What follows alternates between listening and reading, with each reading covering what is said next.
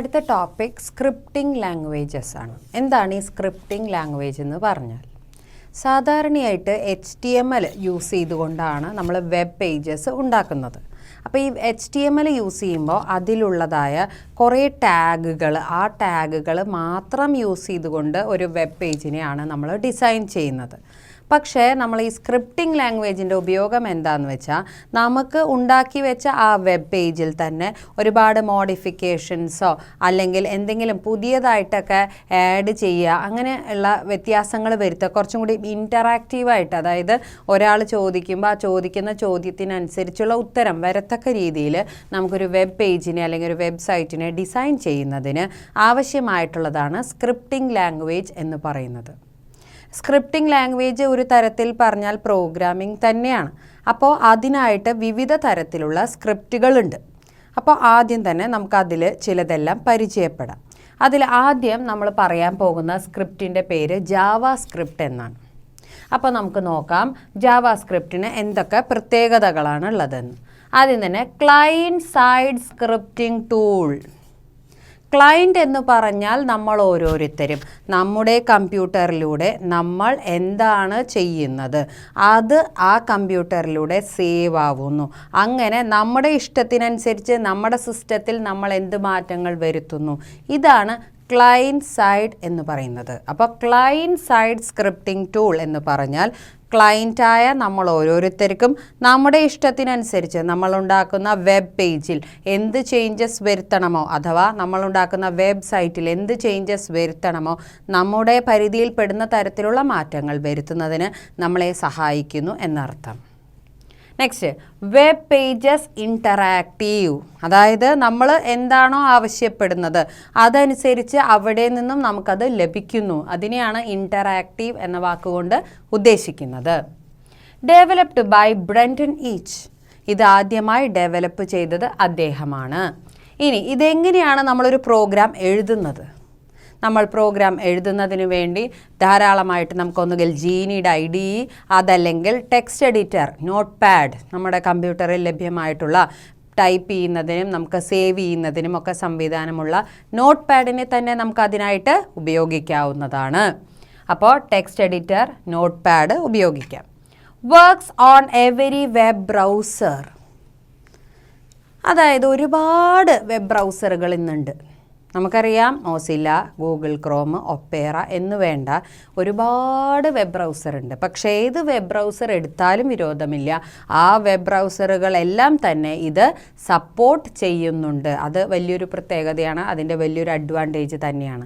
അപ്പോൾ എല്ലാ web browser, നിങ്ങൾ ഏത് വെബ് ബ്രൗസർ ഉപയോഗിച്ചാലും പ്രശ്നമല്ല, അവിടെയെല്ലാം ജാവാ സ്ക്രിപ്റ്റ് പ്രവർത്തിപ്പിക്കാവുന്നതാണ്. Can be inserted inside HTML code. HTML പ്രോഗ്രാമിൻ്റെ ഭാഗമായി നമുക്ക് വേണമെങ്കിൽ ഈ ജാവാ സ്ക്രിപ്റ്റിനെ കൂടി അതിലൂടെ ഉൾപ്പെടുത്താവുന്നതാണ്. അപ്പോൾ ആ വെബ് പേജിൽ നിങ്ങൾ എന്ത് വ്യത്യാസങ്ങൾ വരുത്തണം എന്നുള്ളത് ജാവാ സ്ക്രിപ്റ്റിലൂടെ കൊടുത്താൽ അത് കൃത്യമായിട്ട് അത് ഫോളോ ചെയ്ത് നമുക്ക് അതിനുള്ള ഉത്തരം ലഭിക്കുന്നു. Can be written as an external file. അല്ലെങ്കിൽ ഒന്നുകിൽ നിങ്ങൾക്ക് ജാവാ സ്ക്രിപ്റ്റിലൂടെ എന്ത് വേണമോ അതെല്ലാം നിങ്ങൾക്ക് ആവശ്യമുള്ള രീതിയിൽ അതിലേക്ക് തന്നെ സ്റ്റോർ ചെയ്ത് വെക്കാം നോട്ട് പാഡിലൂടെ. അല്ലെങ്കിൽ ഇതൊരു സെപ്പറേറ്റ് ഫയലായിട്ട് നിങ്ങൾക്ക് ഉണ്ടാക്കാം. എന്നിട്ട് അതിനെ നിങ്ങളുടെ HTMLൻ്റെ ഭാഗമായിട്ട് നിങ്ങൾക്ക് അതിനെ വേണമെങ്കിൽ ഇൻസേർട്ട് ചെയ്യാവുന്നതാണ്. Save the file with extension .js. ഏതൊരു ഫയൽ നമ്മൾ ഉണ്ടാക്കുകയാണെങ്കിലും ആ ഫയൽ സേവ് ചെയ്യുന്നത് വളരെ പ്രധാനപ്പെട്ട കാര്യമാണ്. സേവ് ചെയ്യുന്ന സമയത്ത് .js എന്ന പേരിൽ സേവ് ചെയ്യേണ്ടതാണ്. കാരണം നമ്മൾ സേവ് ചെയ്ത് കഴിയുമ്പോൾ നമ്മുടെ മെമ്മറിയിലാണ് ഈ ഫയലുകളെല്ലാം പോയി സ്റ്റോർ ആവണേ. അപ്പോൾ ഈ ഫയലുകളെല്ലാം നമ്മുടെ മെമ്മറിയിൽ പോയിട്ട് സ്റ്റോറായി കഴിയുമ്പോൾ ആ ഫയലുകൾക്കൊക്കെ എന്തുണ്ട്, ഒരു എക്സ്റ്റൻഷൻ ഉണ്ട്. ഈ എക്സ്റ്റൻഷൻ കണ്ടാൽ കൃത്യമായിട്ട് നമുക്ക് മനസ്സിലാക്കാൻ സാധിക്കുന്നു ഈ ഫയൽ ഏത് പ്രോഗ്രാമിംഗ് ലാംഗ്വേജിൽ പെടുന്നു, അല്ലെങ്കിൽ ഇത് ഏത് സോഫ്റ്റ്വെയറിൽ പെടുന്നു. ആ എക്സ്റ്റൻഷനാണ് അത് തിരിച്ചറിയാൻ നമ്മളെ സഹായിക്കുന്നത്. അപ്പോൾ അതാണ് നമ്മളിവിടെ പറയുന്ന .js. Validate the forms on client side. ഇതുകൊണ്ടുള്ള ഉപയോഗം എന്താണ്? ഇപ്പോൾ ക്ലയൻറ്റായ നമ്മൾ ഓരോരുത്തരും നമ്മുടെ സിസ്റ്റത്തിലൂടെ നമ്മൾ എന്താണ് പറയുന്നത് അതനുസരിച്ച് അതിൽ വേണ്ട മാറ്റങ്ങളൊക്കെ നമുക്ക് വരുത്തി കഴിഞ്ഞ് നമ്മളതിനെ വർക്ക് ചെയ്യിക്കുമ്പോൾ നമ്മൾക്ക് ഉദ്ദേശ രീതിയിലാണോ അത് വർക്ക് ചെയ്യണേ എന്ന് നമുക്ക് മനസ്സിലാക്കാൻ സാധിക്കുന്നു. സിമ്പിൾ കാൽക്കുലേഷൻസ് നിങ്ങൾക്ക് വേണമെങ്കിൽ കാൽക്കുലേഷൻസ് ചെയ്യുന്നതിന് വേണ്ടി ഇത് ഉപയോഗിക്കാം. ബ്രിങ്ങിങ് അനിമേഷൻസ് നമുക്ക് വളരെയധികം ഇഫക്റ്റീവായ വിഷ്വൽ ആയിട്ടുള്ള ഒരുപാട് ഇഫക്ട്സും കാര്യങ്ങളൊക്കെ ഇതിലേക്ക് വേണമെങ്കിൽ ആഡ് ചെയ്യാവുന്നതാണ്. അപ്പോൾ എത്രത്തോളം നമ്മുടെ വെബ് പേജിനെ നമുക്ക് അട്രാക്റ്റീവ് ആക്കണമോ അത്രത്തോളം അട്രാക്റ്റീവ് ആക്കുന്നതിന് ഇത് നമ്മളെ സഹായിക്കുന്നു. അതുപോലെ തന്നെ മറ്റൊരു ഉദാഹരണം പറയുകയാണെങ്കിൽ നമ്മൾ +1 അഡ്മിഷന് വേണ്ടി അലോട്ട്മെൻറ്റ് ഫില്ല് ചെയ്യും. ഈ അലോട്ട്മെൻറ്റ് നമ്മൾ ഓൾറെഡി ഫില്ല് ചെയ്ത് വെച്ച് കഴിയുമ്പോൾ പിന്നീട് നമുക്ക് അതിൻ്റെ ആ പൊസിഷൻ എങ്ങനെയാണ് നമ്മൾ കറക്റ്റായിട്ട് കൊടുത്തു കഴിഞ്ഞ് പിന്നെ നമ്മളൊന്ന് ചെക്ക് ചെയ്യുക. അതല്ലെങ്കിൽ നമുക്ക് പിന്നീട് എങ്ങനെയാണ് അതിൻ്റെ അലോട്ട്മെൻറ്റ് വന്നിരിക്കണേ എന്നൊക്കെ ചെക്ക് ചെയ്യാൻ വേണ്ടിയിട്ട് നമ്മൾ ആ രജിസ്ട്രേഷൻ നമ്പർ ഒന്ന് അടിച്ചു കൊടുത്തു കഴിയുമ്പോൾ ഓട്ടോമാറ്റിക്കലി നമ്മുടെ കുറച്ച് ഡീറ്റെയിൽസുകൾ ഡേറ്റ് ഓഫ് ബർത്തും കാര്യങ്ങളൊക്കെ ഓട്ടോമാറ്റിക്കായിട്ട് അവിടെ നമുക്ക് ഡിസ്പ്ലേയിൽ കാണാൻ സാധിക്കുന്നുണ്ട്. അപ്പോൾ എങ്ങനെയാണ് അത് അവിടെ നമുക്ക് കാണാൻ സാധിക്കുന്നത്? കാരണം ഈ പറഞ്ഞ പോലെ ഇതെല്ലാം ഓൾറെഡി അതിൽ സ്റ്റോർ ചെയ്ത് വെച്ചിട്ടുണ്ട്, നമ്മൾ കൊടുത്തിട്ടുണ്ട് ആ ഡാറ്റ. അപ്പോൾ നമ്മൾ ആ സ്റ്റോർ ചെയ്ത് വെച്ചത് കൊണ്ടാണ് എന്തുണ്ടായത്, അത് അവിടെ തന്നെ ഉള്ളത് കൊണ്ടാണ് രജിസ്ട്രേഷൻ നമ്പർ എൻ്റർ ചെയ്യുമ്പോൾ തന്നെ നമ്മുടെ ഡീറ്റെയിൽസ് അവിടെ നിന്നും നമുക്ക് കാണാൻ സാധിച്ചത്. അതുകൊണ്ട് തന്നെ അതിൻ്റെ പിന്നിലുള്ള ടെക്നോളജി എന്താണ്? അതിൻ്റെ പിന്നിൽ സത്യം പറഞ്ഞാൽ പ്രവർത്തിപ്പിക്കുന്ന ടെക്നോളജി എന്ന് പറയുന്നത് അജാക്സ്. അജാക്സ് എന്ന് പറഞ്ഞാൽ അസിൻക്രോണസ് ജാവാസ്ക്രിപ്റ്റ് എന്നാണ് അതിനെ പറയുന്ന പേര്. അത് ജാവാസ്ക്രിപ്റ്റ് തന്നെയാണ്. ആ ജാവാസ്ക്രിപ്റ്റും അതോടൊപ്പം തന്നെ XML അഥവാ എക്സ്റ്റെൻസിബിൾ മാർക്കപ്പ് ലാംഗ്വേജ്, ഇത് HTML പോലുള്ള മറ്റൊരു ലാംഗ്വേജാണ്. ഇതുപോലുള്ള ലാംഗ്വേജുകൾ അവിടെ ഉപയോഗിച്ചിട്ടുണ്ട്. അതിൻ്റെ ഫലമായിട്ടാണ് എന്തുണ്ടാവുന്നത്, ഓൾറെഡി സെർവറിൽ സ്റ്റോർ ചെയ്ത് വെച്ചിട്ടുള്ളതായ കുട്ടികളുടെ ഡീറ്റെയിൽസുകളെല്ലാം സെർവറിൽ നിന്നും രജിസ്ട്രേഷൻ നമ്പർ അടിക്കുമ്പോൾ തന്നെ കൃത്യമായിട്ട് ആ കുട്ടിയുടെ ഡേറ്റ് ഓഫ് ബർത്ത് അല്ലെങ്കിൽ ആ കുട്ടിയുടെ ഡീറ്റെയിൽസ് കുറച്ച്, ഫുള്ളല്ല കുറച്ച് നമുക്ക് ഉടൻ തന്നെ സ്ക്രീനിൽ കാണാൻ സാധിക്കുന്നത്. അപ്പോൾ നമ്മളൊന്നുകിൽ നമ്മുടെ വെബ് ബ്രൗസർ അറിയാതെ ക്ലോസ് ചെയ്തു എന്ന് വിചാരിക്കുക. അതുമല്ലെങ്കിൽ ജാവാസ്ക്രിപ്റ്റിനെ നമ്മുടെ ബ്രൗസർ സപ്പോർട്ട് ചെയ്യുന്നില്ല എങ്കിൽ നമുക്ക് ഇത് വർക്ക് ചെയ്യിക്കാൻ പറ്റില്ല. അപ്പോൾ അതുകൊണ്ട് നമ്മൾ കൃത്യമായി ശ്രദ്ധിക്കേണ്ട കാര്യം എന്താണെന്ന് വെച്ചാൽ നമ്മുടെ ബ്രൗസർ ജാവാസ്ക്രിപ്റ്റിനെ സപ്പോർട്ട് ചെയ്യുന്നുണ്ടോ, ഉണ്ടെങ്കിൽ മാത്രമേ നമുക്ക് ഈ പറഞ്ഞ അജാക്സ് എന്നത് പ്രവർത്തിപ്പിക്കാൻ സാധിക്കുള്ളൂ. അപ്പോൾ എന്താണ് അജാക്സ്? നമുക്ക് ഇൻ്ററാക്റ്റീവായിട്ട് വെബ് പേജസിൽ നിന്നും നമ്മൾ ജസ്റ്റ് ഒരു ഡീറ്റെയിൽ ടൈപ്പ് ചെയ്ത് കൊടുത്താൽ അത് പ്രകാരം അതിനനുസരിച്ചുള്ള കുറച്ച് ഡീറ്റെയിൽസ് അതേ നമ്മൾ കൊടുത്തത് ഇപ്പോൾ റോൾ നമ്പർ ആണെങ്കിൽ ആ റോൾ നമ്പറിലുള്ള കുട്ടിയുടെ കുറച്ച് ഡീറ്റെയിൽസ് നമുക്ക് ഓൾറെഡി ആ സെർവറിൽ പോയിട്ട് തിരഞ്ഞ് ആ സെർവറിൽ നിന്നും അത് നമ്മുടെ സ്ക്രീനിലേക്ക് ഡിസ്പ്ലേയിൽ കാണിച്ചു തരുന്നു. കുറച്ച് ഡീറ്റെയിൽസ് അല്ലാതെ ഫുള്ളല്ല കേട്ടോ പറയണത്. അപ്പോൾ ആ കുറച്ച് ഡീറ്റെയിൽസ് കാണിച്ചു തരുമ്പോൾ എന്താണ്, അതൊരു ഇൻറ്ററാക്ഷനാണ്. അപ്പോൾ ആ സെർവറുമായിട്ട് അതിന് ബന്ധമുണ്ട്. അതിലൂടെ ആ ഡീറ്റെയിൽസ് നമുക്കിവിടെ കാണാൻ സാധിക്കുന്നു. അപ്പോൾ ഇതും എന്താണ്, ജാവാസ്ക്രിപ്റ്റിൻ്റെ ഭാഗമായി തന്നെ പ്രവർത്തിക്കുന്നതാണ്. അപ്പോൾ അതുകൊണ്ട് ജാവാസ്ക്രിപ്റ്റ് സപ്പോർട്ട് ചെയ്യുന്ന ബ്രൗസർ, എല്ലാ ബ്രൗസറും സപ്പോർട്ട് ചെയ്യും, എന്നാലും നിങ്ങളുടെ സിസ്റ്റത്തിലുള്ള ബ്രൗസറിൻ്റെ ആ വേർഷൻ അത് സപ്പോർട്ട് ചെയ്യുന്നുണ്ടെങ്കിൽ മാത്രമേ ഈ ഫെസിലിറ്റി നമുക്ക് ലഭിക്കുള്ളൂ. അപ്പോൾ അജാക്സ് ഇതിൻ്റെ തന്നെ ഒരു പ്രത്യേകതയാണ്. അടുത്തതായിട്ട് നമ്മൾ പരിചയപ്പെടാൻ പോകുന്ന സ്ക്രിപ്റ്റിംഗ് ലാംഗ്വേജിൻ്റെ പേര് VB സ്ക്രിപ്റ്റ് എന്നാണ്. ഇത് ആദ്യമായി ഡെവലപ്പ് ചെയ്തത് മൈക്രോസോഫ്റ്റ് കോർപ്പറേഷൻ തന്നെയാണ്. അപ്പോൾ ഇത് വിഷ്വൽ ബേസിക് എന്ന സോഫ്റ്റ്വെയർ അല്ലെങ്കിൽ പ്രോഗ്രാമിങ്ങിനെ അടിസ്ഥാനപ്പെടുത്തിയാണ് ഉണ്ടാക്കിയിട്ടുള്ളത്. ക്ലയൻറ്റ് സൈഡ് സ്ക്രിപ്റ്റിംഗ് ആയിട്ട് ഇത് ഉപയോഗിക്കുമ്പോൾ ഇത് സപ്പോർട്ട് ചെയ്യുന്നത് മൈക്രോസോഫ്റ്റിൻ്റെ തന്നെ ബ്രൗസറായ ഇൻ്റർനെറ്റ് എക്സ്പ്ലോററിനെയാണ്. അതേസമയം സെർവർ സൈഡ് സ്ക്രിപ്റ്റിംഗ് ആയിട്ട് ഇത് സപ്പോർട്ട് ചെയ്യുകയാണെങ്കിൽ മൈക്രോസോഫ്റ്റിൻ്റെ ഇൻ്റർനെറ്റ് ഇൻഫർമേഷൻ സെർവർ അഥവാ IIS അതിനെയാണ് ഇത് സപ്പോർട്ട് ചെയ്യുന്നത്. ഇനി ഇതിൻ്റെ ഏറ്റവും വലിയ പരാജയം എന്ന് പറയാവുന്നത് ഇൻ്റർനെറ്റ് എക്സ്പ്ലോററിന് മാത്രമേ ഇതിൻ്റെ ആ കോഡിനനുസരിച്ച് പ്രവർത്തിപ്പിക്കാനും അതിനനുസരിച്ചുള്ള ഡിസ്പ്ലേ നമുക്ക് റിസൾട്ട് തരാനും സാധിക്കുമായിരുന്നുള്ളൂ. അതുകൊണ്ട് ഇത് ക്ലയൻറ്റ് സൈഡ് സ്ക്രിപ്റ്റിംഗ് എന്നുള്ള നിലയ്ക്ക് അത്ര കണ്ട് അത് പുരോഗമിപ്പിക്കാൻ സാധിച്ചില്ല, അത് പരാജയമായിരുന്നു. എന്നാൽ അതേസമയം സെർവർ സൈഡ് സ്ക്രിപ്റ്റിംഗ് ടൂളായിട്ട് ഇത് വളരെയധികം പ്രചരിക്കപ്പെട്ടു. സെർവർ സൈഡ് സ്ക്രിപ്റ്റിങ്ങിന് വേണ്ടി ഉപയോഗിക്കാം. അതായത് നമുക്കറിയാം വിൻഡോസ് വളരെ പോപ്പുലർ ആയിട്ടുള്ള സെർവർ ബേസ്ഡ് ഓപ്പറേറ്റിംഗ് സിസ്റ്റമാണ്. അപ്പോൾ ആ വിൻഡോസിലെല്ലാം സെർവർ സൈഡ് സ്ക്രിപ്റ്റിങ്ങിന് വേണ്ടി വിഷ്വൽ ബേസിക് കൂടുതൽ പ്രചാരത്തിലെത്തി. ഇനി അതുകൊണ്ട് തന്നെ less popular as client side scripting tool. ഇത് ക്ലയൻറ്റ് സൈഡ് സ്ക്രിപ്റ്റിംഗ് ടൂൾ എന്നുള്ള നിലയിൽ അത്ര പ്രചാരമായില്ല. അതിൻ്റെ കാരണം എന്താണ്? ഇൻ്റർനെറ്റ് എക്സ്പ്ലോറർ മാത്രമേ അത് സപ്പോർട്ട് ചെയ്യുന്നുള്ളൂ. അപ്പോൾ മറ്റുള്ള ബ്രൗസേഴ്സിനൊന്നും തന്നെ ഇതിൻ്റെ കോഡ് ഇൻ്റർപ്രറ്റ് ചെയ്യുക, അതായത് കോഡ് എന്താണെന്ന് മനസ്സിലാക്കി പ്രവർത്തിക്കാൻ സാധിക്കാത്തത് കൊണ്ടാണ് അങ്ങനെ വന്നത്. അത് കഴിഞ്ഞ് പിന്നെ നമുക്ക് വിൻഡോസിൻ്റെ തന്നെ .NET എന്നുള്ള ഫ്രെയിം വർക്ക് വന്നു, .NET ഓപ്പറേറ്റിംഗ് സിസ്റ്റം. അപ്പോൾ .NET ഓപ്പറേറ്റിംഗ് സിസ്റ്റം വന്നപ്പോൾ ആ .NET ഓപ്പറേറ്റിംഗ് സിസ്റ്റത്തിൻ്റെ ഭാഗമായിട്ട് VB സ്ക്രിപ്റ്റിനെ ഡെവലപ്പ് ചെയ്തപ്പോൾ ASP.NET എന്ന പേരിലാണ് അത് പുറത്തിറങ്ങിയത്. അത് മൈക്രോസോഫ്റ്റിൻ്റെ തന്നെ .NET എന്ന ഫ്രെയിം വർക്കിൻ്റെ ഭാഗമായിട്ടുള്ള നമ്മുടെ ഓപ്പറേറ്റിംഗ് സിസ്റ്റം ഉണ്ട്, ആ ഓപ്പറേറ്റിംഗ് സിസ്റ്റത്തിനെയാണ് അത് സപ്പോർട്ട് ചെയ്യുന്നത്. അപ്പോൾ .NETന് വേണ്ടിയിട്ട് നമുക്കറിയാം ഒരുപാട് ഓപ്പറേറ്റിംഗ് സിസ്റ്റംസ് ഇന്ന് ഉണ്ട്. അതിൽ തന്നെ ഏറ്റവും അഡ്വാൻസ്ഡ് എന്നറിയപ്പെടുന്നതാണ് .NET. അപ്പോൾ വിൻഡോസ് .NET എന്ന ഓപ്പറേറ്റിംഗ് സിസ്റ്റത്തിലൂടെ നമുക്ക് ASP.NET എന്ന രീതിയിൽ വിഷ്വൽ ബേസിക്കിൻ്റെ സ്ക്രിപ്റ്റിംഗ് ലാംഗ്വേജ് ആയ VB സ്ക്രിപ്റ്റിനെ പ്രവർത്തിപ്പിക്കാവുന്നതാണ്. അപ്പോൾ ഇത് സർവർ സൈഡ് സ്ക്രിപ്റ്റിംഗ് എന്നുള്ള നിലയ്ക്കാണ് ഏറ്റവും അധികം ഉപയോഗിക്കുന്നത്. ക്ലയൻറ്റ് സൈഡ് എന്നുള്ള നിലയ്ക്ക് അത് അത്ര കണ്ട് പ്രചാരത്തിലെത്തിയില്ല. കാരണം എല്ലാ ബ്രൗസേഴ്സും ഇതിനെ സപ്പോർട്ട് ചെയ്യുന്നില്ല എന്നുള്ളതാണ് അതിൻ്റെ ഏറ്റവും പ്രധാനമായിട്ടുള്ള കാര്യം. ഇത് ആദ്യമായി ഡെവലപ്പ് ചെയ്തത് മൈക്രോസോഫ്റ്റ് കോർപ്പറേഷൻ എന്നുള്ള കമ്പനിയാണ്. അപ്പോൾ മൈക്രോസോഫ്റ്റ് കോർപ്പറേഷൻ്റെ തന്നെ വിഷ്വൽ ബേസിക് എന്ന പ്രോഗ്രാമിങ്ങിനെ അടിസ്ഥാനപ്പെടുത്തിയാണ് VB സ്ക്രിപ്റ്റ് ഉണ്ടാക്കിയിട്ടുള്ളത്. ഇത് മറ്റൊരു സ്ക്രിപ്റ്റിംഗ് ലാംഗ്വേജ് ആണ്. അടുത്തതായിട്ട് നമ്മൾ പരിചയപ്പെടുന്ന സ്ക്രിപ്റ്റിംഗ് ലാംഗ്വേജ് PHP. PHPയുടെ full form hypertext preprocessor എന്നാണ്. Open source general purpose scripting language എന്ന് പറഞ്ഞാൽ, ഓപ്പൺ സോഴ്സ് എന്ന് പറഞ്ഞാൽ നമുക്ക് ഫ്രീലി അവൈലബിൾ ആണ്.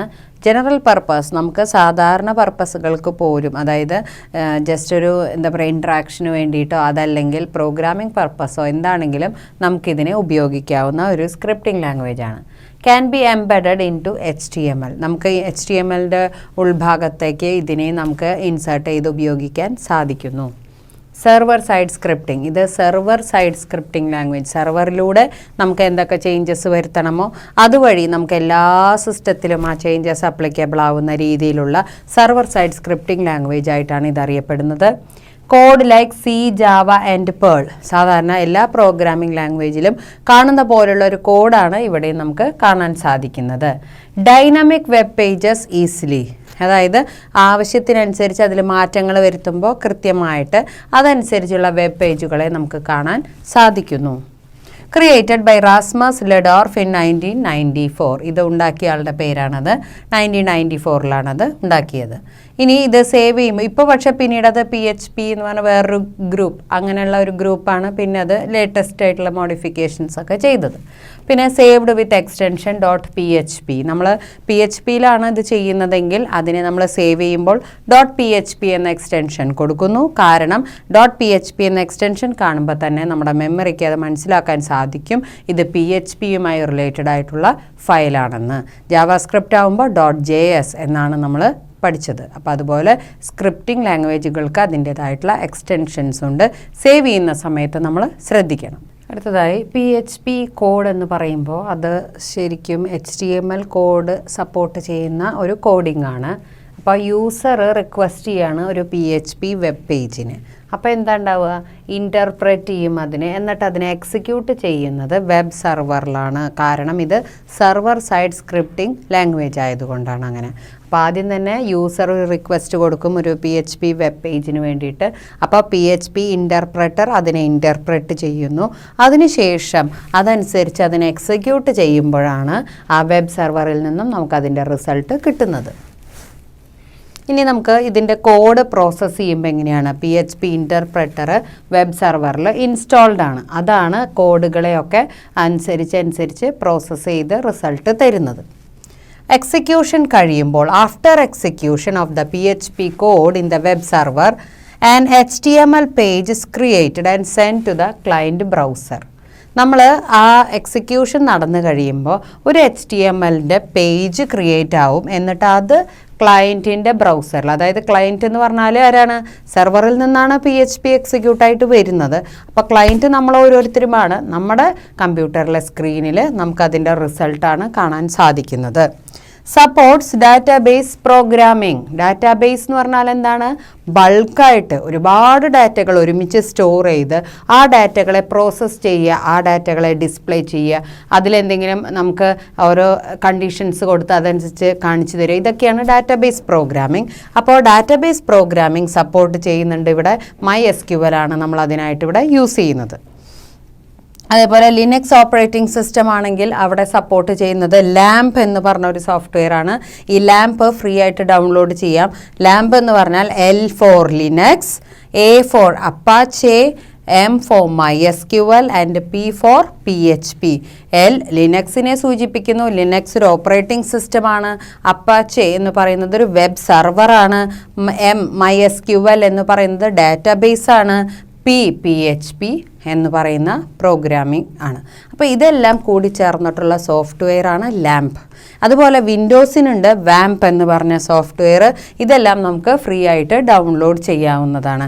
ഇനി എങ്ങനെയാണ് PHP പ്രോഗ്രാം നമ്മൾ ചെയ്യുന്നത് എന്ന് നമ്മൾ വേറെ ചാപ്റ്ററിൽ വിശദമായിട്ട് പഠിക്കുന്നുണ്ട്. അപ്പോൾ നമുക്ക് കൂടുതൽ ഡീറ്റെയിൽസിലേക്ക് പോകാം.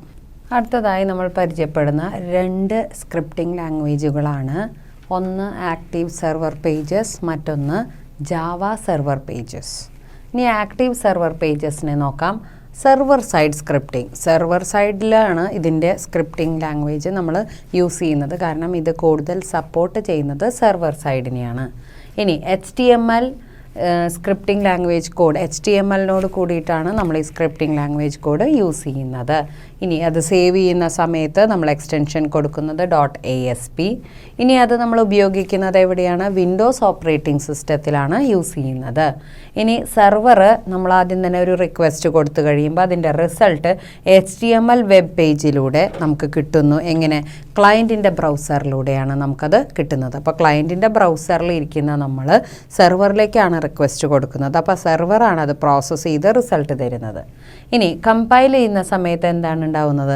ഇത് കമ്പൈൽ ചെയ്യുമ്പോൾ ഇത് കൂടുതലായിട്ട് കുറേ ബിൽറ്റ് ഇൻ ഫീച്ചേഴ്സ് ഉണ്ട് ഇതിൽ.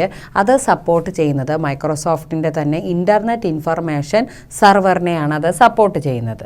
ഇനി അതുപോലെ തന്നെ കൂടുതലായിട്ട് അപ്ഡേഷൻസോ കാര്യങ്ങളോ ഒന്നും വരാതെ തന്നെ ASP.NET എന്ന് പറയുന്ന .NET ഫ്രെയിം വർക്കിൽ സപ്പോർട്ട് ചെയ്യുന്ന ASP.NET വന്നു കഴിഞ്ഞപ്പോൾ അത് ആയി നമ്മൾ കൂടുതലായിട്ട് വെബ് ബേസ്ഡ് ആയിട്ടുള്ള ആപ്ലിക്കേഷൻസിന് വേണ്ടി ഉപയോഗിക്കുന്നത്. അതുകൊണ്ട് തന്നെ ഒരുവിധപ്പെട്ട എല്ലാ അപ്ഡേഷൻസും അവൈലബിൾ ആയിട്ടുള്ള വെർഷൻ ഏതാണെന്ന് ചോദിച്ചാൽ അത് ASP.NET ആണ്. അത് .NET ഫ്രെയിം വർക്കിലാണ് യൂസ് ചെയ്യുന്നത്. അപ്പോൾ അതിലാണ് ശരിക്കും വെബ് ബേസ്ഡ് ആയിട്ടുള്ള ഒരുപാട് ഇൻ്ററാക്റ്റീവായ ആപ്ലിക്കേഷൻസ് ഒക്കെ ഡെവലപ്പ് ചെയ്യാൻ സാധിക്കും. ജാവ സെർവർ പേജസ് അതുപോലെ തന്നെ സെർവർ സൈഡ് സ്ക്രിപ്റ്റിംഗ് ലാംഗ്വേജ് ആണ്. പിന്നെ ഇത് ഡെവലപ്പ് ചെയ്തത് സൺ മൈക്രോ സിസ്റ്റംസ് ആണ്. 1999 ഇനി ഇത് സിമിലർ ടു PHPക്ക് വളരെയധികം സിമിലർ ആണിത്. പക്ഷേ ഇതിലൊരു വ്യത്യാസമുള്ളത് ഇതിൽ യൂസ് ചെയ്തിട്ടുള്ള പ്രോഗ്രാമിംഗ് എന്ന് പറയുന്നത് ജാവ ലാംഗ്വേജ് ആണ്. ഇത് സേവ് ചെയ്യുന്നത് .jsp എന്ന എക്സ്റ്റൻഷനോട് കൂടിയാണ്. ഇതിൽ യൂസ് ചെയ്തിട്ടുള്ള സെർവർ അപ്പാച്ചെ ടോംകാറ്റ് എന്ന സെർവറാണ്. ഇനി JSPയിൽ നമ്മൾ വർക്ക് ചെയ്യിക്കുമ്പോൾ അതിൽ HTML-ഉം ജാവയും കൂടിയിട്ടാണ് നമ്മൾ കാണുന്നത്. എന്നിട്ട് ആ റിക്വസ്റ്റ് നമ്മൾ ജാവ സെർവറിലേക്ക് കൊടുക്കുന്നു. അപ്പോൾ അതിൻ്റെ റിസൾട്ട് എന്ന് പറയുന്നത് HTML-ലൂടെ നമ്മുടെ ബ്രൗസറിലേക്ക് എത്തിച്ചു തരുന്നു. അങ്ങനെയാണ് നമുക്ക് ആ റിസൾട്ട് കിട്ടുന്നത്. ഇനി JSPയിൽ നമ്മൾ സാധാരണയായിട്ട് ജാവ 2 എൻ്റർപ്രൈസ് എഡിഷൻ ആണ് യൂസ് ചെയ്യുന്നത്.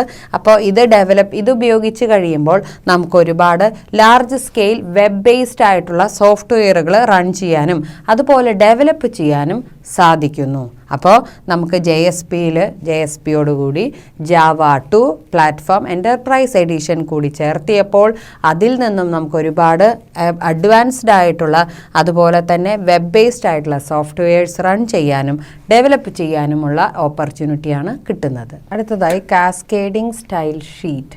കാസ്കേഡിംഗ് സ്റ്റൈൽ ഷീറ്റ് എന്ന് പറയുമ്പോൾ ഒരു വെബ് പേജ് അല്ലെങ്കിൽ ഒരു വെബ്സൈറ്റ് നമ്മൾ എടുത്തു കഴിഞ്ഞാൽ അതിൽ നമുക്ക് ഒരുപാട് ഡിസൈനുകൾ ഒരുപാട് നമുക്ക് അനിമേഷൻസ് ആയിട്ടും അല്ലാതെയും എത്രത്തോളം നമുക്കതിനെ ഭംഗിയാക്കാമോ അത്രത്തോളം നമുക്കതിനെ ഭംഗിയാക്കാവുന്നതാണ്. അപ്പോൾ അതാണ് നമ്മൾ ഈ സ്റ്റൈൽ ഷീറ്റ് ലാംഗ്വേജ് കൊണ്ട് ഉദ്ദേശിക്കുന്നത്. അപ്പോൾ ഇവിടെ എന്താ പ്രത്യേകത വെച്ചാൽ നമുക്കിതിൽ ഉപയോഗിച്ചിട്ടുള്ളതായ HTML കോഡിനെ സെപ്പറേറ്റ് ആക്കാനും അങ്ങനെയൊക്കെയുള്ള സംവിധാനം ഉണ്ട്. ഇനി CSS അതായത് കാസ്കേഡിംഗ് സ്റ്റൈൽ ഷീറ്റിനെ നമുക്ക് 3 തരത്തിലാണ് വരുന്നത്.